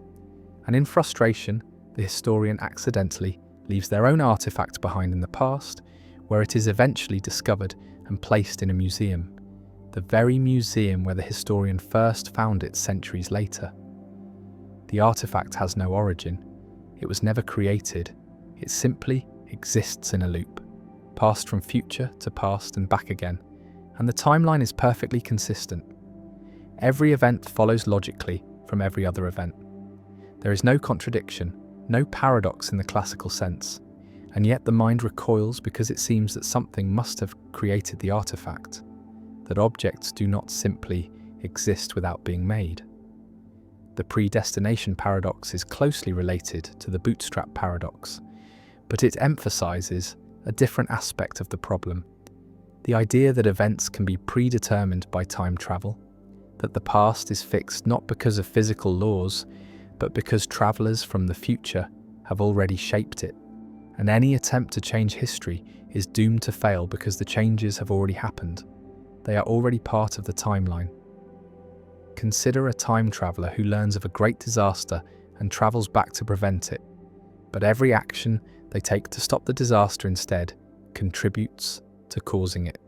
Their warnings are misunderstood, their interventions backfire, and in the end, the disaster occurs exactly as history recorded. Because the time traveler was always part of that history. Their presence was always woven into the events, and there was never any other possible outcome. This raises profound questions about free will and determinism, because if time travel is possible, and the timeline is self-consistent, then perhaps the future is already written, every choice already made, every action already determined, and the feeling of free will is an illusion, a sensation that accompanies actions that were always going to happen, that could never have happened any other way.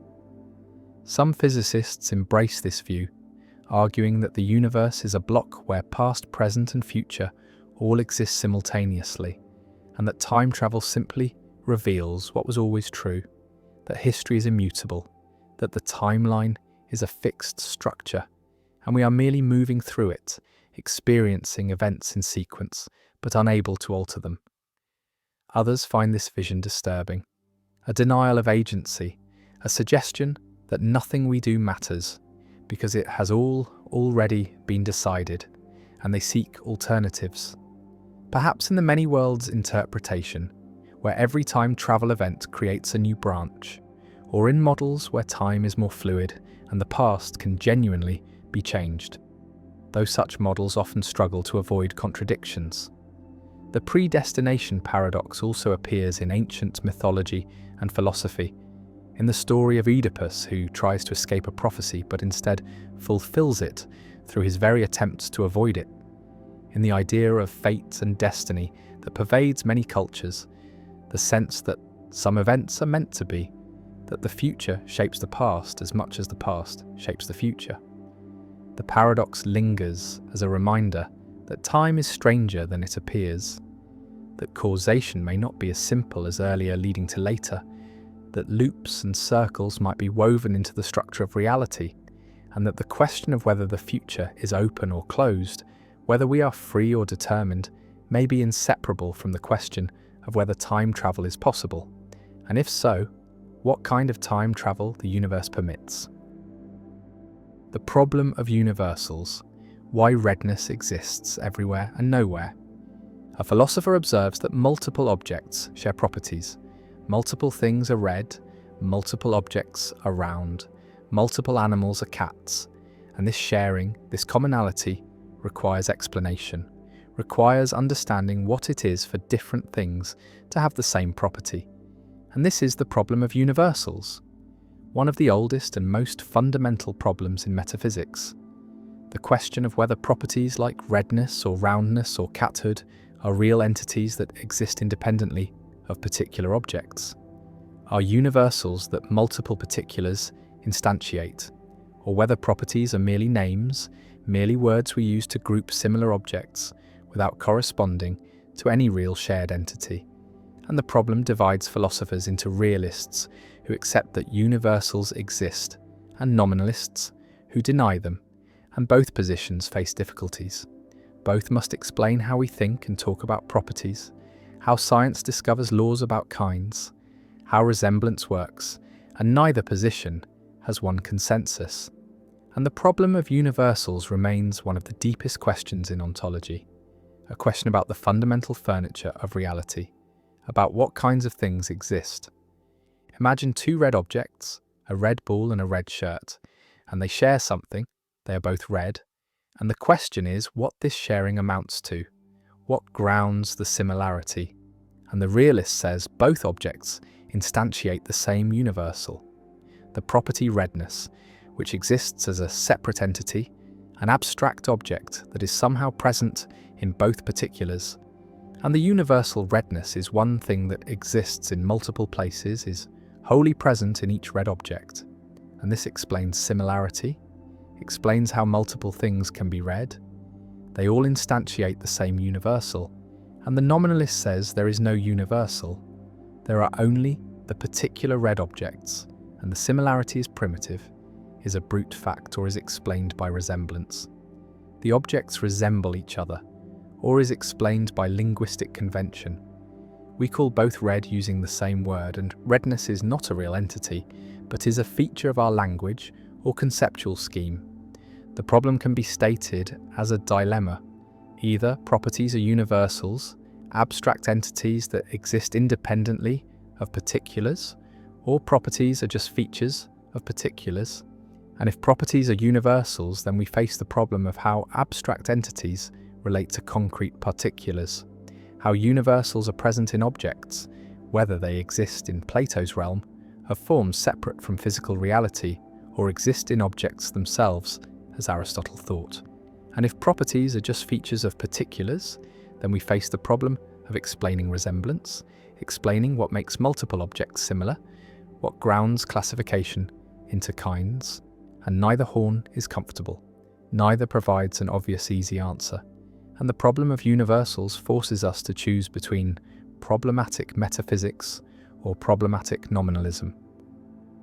Visualize the realist picture, a realm of abstract universals, redness, roundness, cathood, existing eternally and independently, and particular objects participating in these universals, instantiating them, exemplifying them, and an object is read by standing in an instantiation relation to the universal redness. And this relation is mysterious, is not itself explained. How do abstract universals connect to concrete particulars? How does the abstract realm interact with the physical realm? And the realist must either accept this as primitive, as an unexplained connection, or provide a theory of instantiation. And various theories have been proposed, but all face difficulties.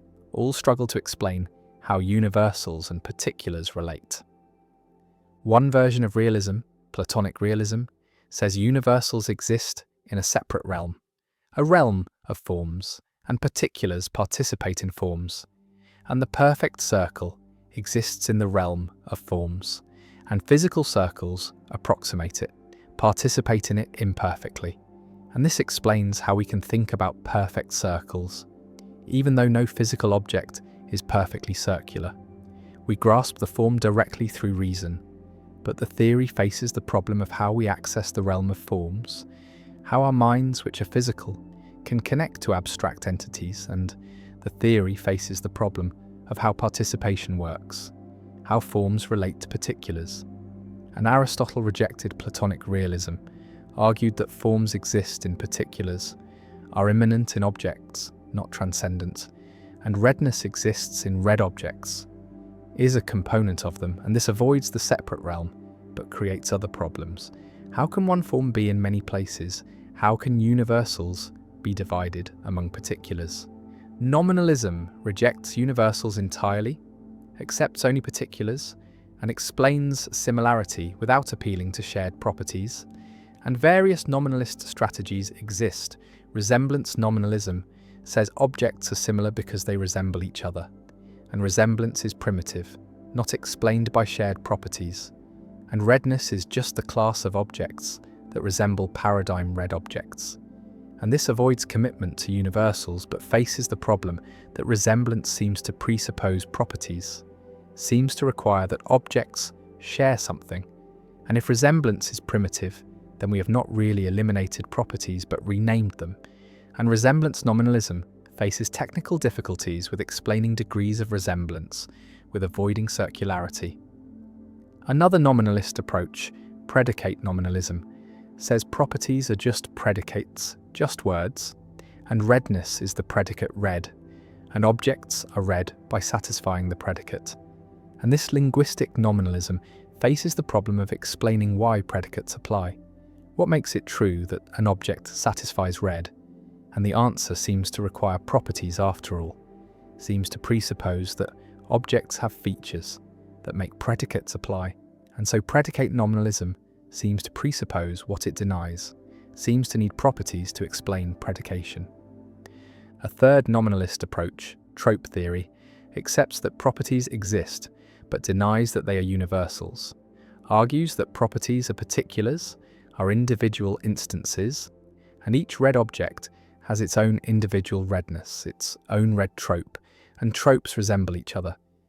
Explains similarity, and universals are eliminated, replaced by classes of resembling tropes, and this approach preserves some realist insights, accepts that properties are real, while avoiding commitment to abstract universals, and trope theory has been developed extensively, has become a major alternative to both traditional realism and nominalism, and provides a middle ground that many find attractive.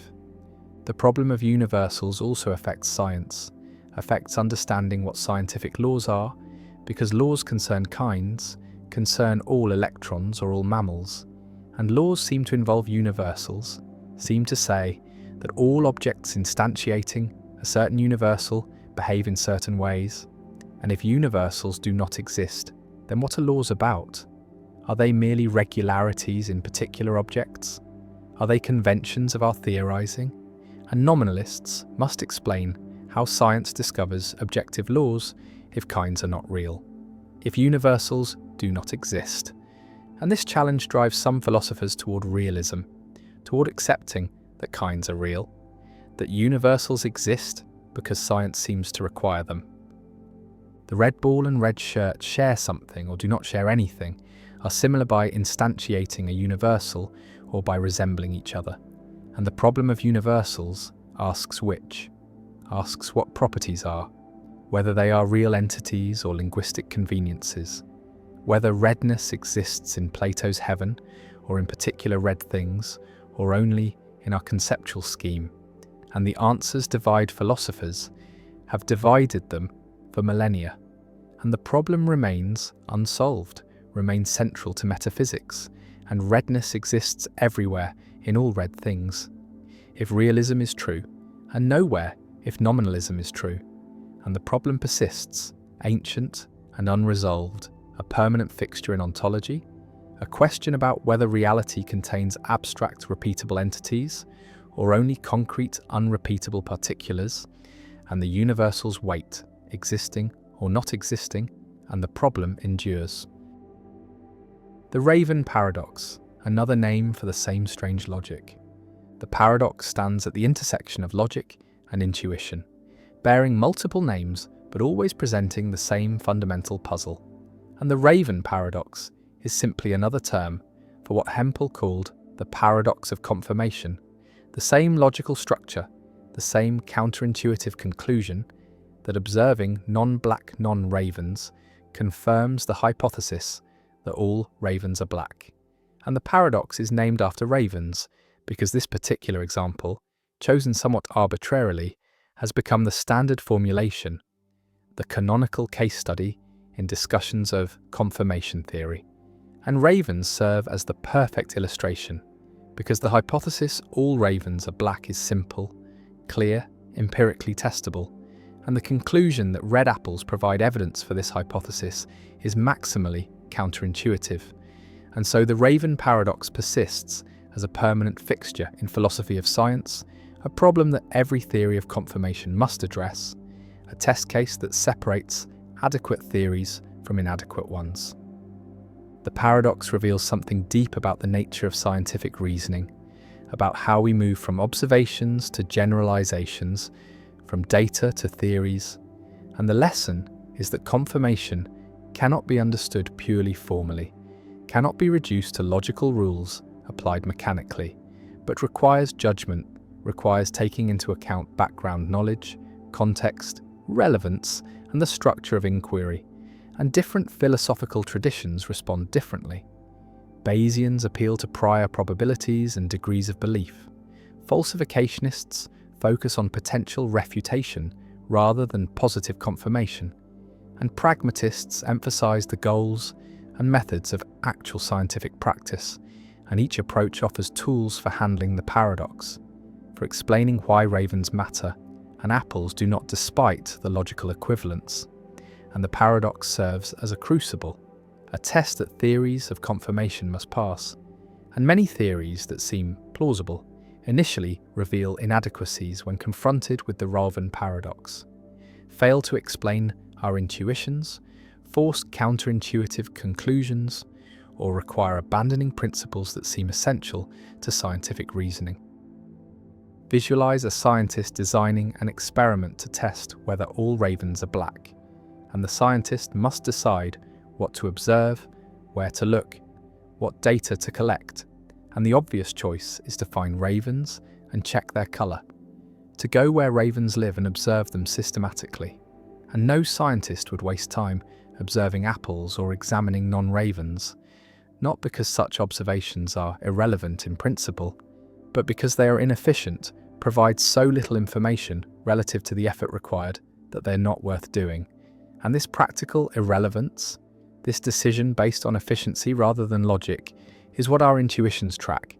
And the paradox arises from confusing practical irrelevance with logical irrelevance, from thinking that because we should not observe apples in practice, apples must not provide confirmation in principle. And once we separate these two senses of relevance, the paradox loses some of its force, becomes less paradoxical, becomes a lesson about the difference between what logically confirms a hypothesis and what constitutes good scientific practice.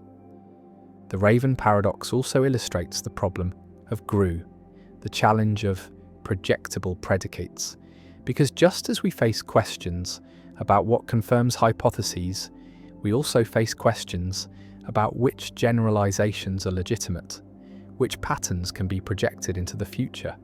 And these two problems are connected.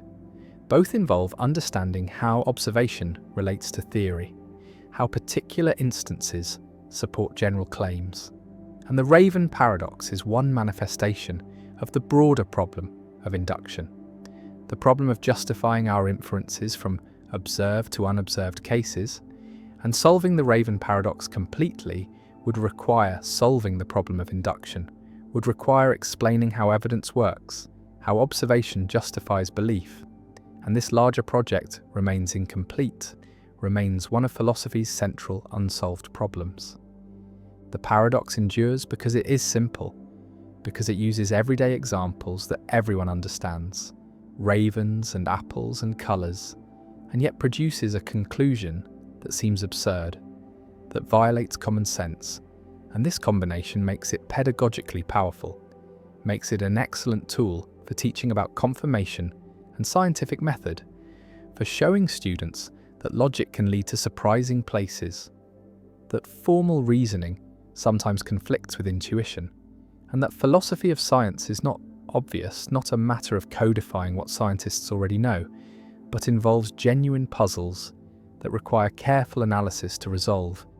And the Raven paradox remains a standard topic in introductory courses, a problem that every student of philosophy of science encounters. And despite decades of discussion, despite hundreds of papers and books addressing it, the paradox retains its power to surprise, to challenge, to force recognition that confirmation is more subtle than it appears. The ravens fly, black against the sky, and somewhere a scientist notes another black raven, records it as confirming evidence, and elsewhere someone observes a red apple, and logic says this too is evidence about ravens. This too confirms the hypothesis, and the paradox persists, a challenge to our understanding of how evidence works. A puzzle that remains unsolved, not because no solutions have been proposed, but because every solution requires sacrificing some intuition, requires accepting some counterintuitive conclusion, or rejecting some seemingly obvious principle. And the paradox stands as a reminder that scientific method is not straightforward, that the relationship between theory and observation is complex, and that even basic questions about confirmation, about what counts as evidence, about how we learn from experience, remain philosophically problematic, and the Raven paradox endures. The ship of Theseus. A ship returns to harbour after a long voyage, its wooden planks weathered and damaged by storms and salt. And the repairs begin. One plank is removed and replaced with new wood, then another, and over months or years every single plank, every beam, every nail is replaced until nothing of the original materials remains. And yet it is still called the ship of Theseus, still registered under the same name, still captained by the same crew. And the question arises, is it the same ship or a different ship? And if it is different, when did it become different? After the first plank was replaced, or the 10th, or the last? And where is the boundary between identity and change? The paradox is ancient, discussed by Greek and Roman philosophers, and it strikes at the heart of what it means for an object to persist through time, to remain itself despite losing and gaining parts. And the problem deepens when a second scenario is introduced. Imagine that all the original planks removed from the ship of Theseus are collected and stored, and then using only those original materials, a second ship is built, an exact replica assembled from the very wood that once formed the ship of Theseus. And now there are two ships, one that has been continuously repaired and one that is made entirely of the original materials. And which one is the true ship of Theseus, the one with continuity of form and function, or the one with continuity of material? The paradox has no clear answer, and different philosophical traditions offer different responses. Some argue that identity is determined by material composition, that an object is the sum of its parts, and so the ship made from original planks is the true ship of Theseus, even though it was disassembled and reassembled, while others argue that identity is determined by form and function, that what makes the ship is its structure and purpose, and so the continuously repaired ship retains its identity, even though none of its original material remains. Still others suggest that identity is conventional, a matter of social agreement and practical convenience, that there is no objective fact about which ship is the real ship of Theseus, only a question of what we choose to call it based on our needs and conventions. The paradox extends beyond ships to living organisms because the cells in the human body are constantly dying and being replaced. And over a period of years, almost every atom in the body is exchanged with the environment. And yet a person is considered the same person throughout their life. And so, what makes identity persist? Is it continuity of consciousness, continuity of memory, continuity of physical form, or something else entirely? The problem also appears in legal and ethical contexts. Questions about personal responsibility over time, whether a person who has changed dramatically is still accountable for actions committed decades earlier, whether a corporation that has replaced all its employees and assets is still the same entity bound by old contracts, whether a nation that has undergone revolution and transformation retains the obligations of its former government. Some philosophers embrace a four-dimensionalist view, arguing that objects are not three-dimensional things that persist through time, but four-dimensional space-time worms, extended through time as well as space, and that what we call the ship of Theseus is really a temporally extended object, a continuous path through space-time, and the question of identity becomes a question of how we slice that four-dimensional object into temporal parts. Others reject this view, insisting that objects exist wholly at each moment, that the ship of Theseus at one time is numerically identical to the ship of Theseus at another time, if there is the right kind of continuity between them, though what counts as the right kind of continuity remains disputed. The ship of Theseus paradox remains unsolved, a puzzle that philosophy has examined for over 2 millennia without reaching consensus, and it stands as a reminder that identity, persistence, and change are not as straightforward as they seem, that the question of what makes something the same thing over time is one of the deepest and most difficult in metaphysics, and that the world we navigate, full of objects and people and institutions that seem to endure, may be far more fluid and ambiguous than common sense suggests.